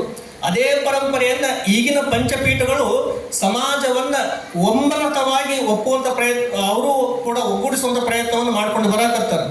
ಆ ಒಂದು ನಿಟ್ಟಿನೊಳಗೆ ನಾವೆಲ್ಲರೂ ಕೂಡ ನಮ್ಮ ಜಾತಿ ಮತ ಪಂಥವನ್ನು ಮರೆತು ನಮ್ಮ ಜಾತಿ ಅದು ಇದು ಅಂತ ಹೇಳ್ಕೊಂತ ಕುಂದ್ರೂ ಅವಶ್ಯಕತೆ ಇಲ್ಲ. ಕೇವಲ ನಾವು ವೀರಶೈವರು, ನಮ್ಮದು ಮಾನವ ಧರ್ಮ ಅಂತ ಹೇಳಿದಾಗ ಸಮಾಜ ಉಳಿತದೆ ವಿನಃ ಇಲ್ಲದೆ ಹೋದ್ರೆ ಸಮಾಜ ಉಳಿಲಿಕ್ಕೆ ಸಾಧ್ಯ ಆಗಂಗಿಲ್ಲ. ಆ ಒಂದು ನಿಟ್ಟಿನೊಳಗೆ ಜಗದ್ಗುರು ರೇಣುಕ ಭಗವತ್ಪಾದರು ಏನು ಮಾನವ ಧರ್ಮದ ಮೌಲ್ಯಗಳನ್ನು ಬೋಧಿಸ್ಕೊಂಡು ಬಂದ್ರಲ್ಲ, ಆ ಮೌಲ್ಯಗಳನ್ನು ಮಕ್ಕಳಿಗೆ ಕಲಿಸಬೇಕು.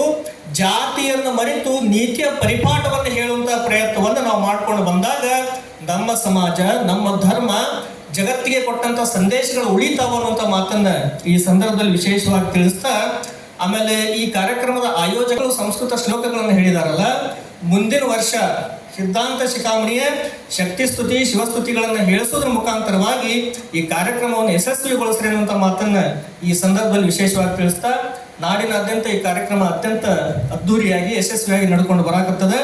ಜಗದ್ಗುರು ರೇಣುಕ ಭಗವತ್ಪಾದರ ತತ್ವ ಸಿದ್ಧಾಂತಗಳನ್ನು ನಾವೆಲ್ಲರೂ ಕೂಡ ಅಳವಡಿಸಿಕೊಂಡು ಅವರ ಸಿದ್ಧಾಂತಗಳನ್ನು ಕಾಪಾಡಿಕೊಂಡು ಬೆಳೆಸ್ಕೊಂಡು ಹೋಗುವಂಥ ಪ್ರಯತ್ನವನ್ನು ನಾವೆಲ್ಲರೂ ಕೂಡ ಮಾಡೋಣ ಅನ್ನುವಂಥ ಮಾತನ್ನು ಈ ಸಂದರ್ಭದಲ್ಲಿ ತಿಳಿಪಡಿಸಿ, ಈ ಕಾರ್ಯಕ್ರಮದಲ್ಲಿ ಪಾಲ್ಗೊಂಡಿರುವಂಥ ನಿಮ್ಮೆಲ್ಲರಿಗೂ ಕೂಡ ಜಗದ್ಗುರುಗಳ ಆಶೀರ್ವಾದ ಸದಾಕಾಲ ಇರಲಿ ಅನ್ನುವಂಥ ಮಾತನ್ನು ತಿಳಿಪಡಿಸಿ ಮಾತನ್ನು ವಿರಾಮ ಬಿಡ್ತೇನೆ. ಶುಭ ಮಾತುಗಳಿಗೆ ನಮ್ಮೆಲ್ಲರ ಪರವಾಗಿ ತಮಗೆ ಪ್ರಣಾಮಗಳನ್ನು ಅರ್ಪಿಸ್ತಾ ಇದ್ದೇವೆ. ದಯಮಾಡಿ ವೇದಿಕೆ ಮೇಲಿರುವಂತಹ ಸರ್ವರು ಕೂಡ ಸ್ವಾಮೀಜಿಯವರಿಗೆ ಗೌರವಪೂರ್ವಕವಾಗಿ ಭಕ್ತಿಪೂರ್ವಕವಾದಂತಹ ಸನ್ಮಾನವನ್ನು ನೆರವೇರಿಸಿಕೊಡ್ಬೇಕಾಗಿ ವಿನಂತಿಸ್ತೇನೆ. ಶ್ರೀಗಳಿಗೆ ಸನ್ಮಾನ ನೆರವೇರ್ತಾ ಇದೆ. ಗೌರವ ಸನ್ಮಾನ ಭಕ್ತಿಪೂರ್ವಕ ಸನ್ಮಾನವನ್ನು ಸ್ವೀಕರಿಸಿದ್ದಕ್ಕಾಗಿ ಸ್ವಾಮೀಜಿಯವರಿಗೆ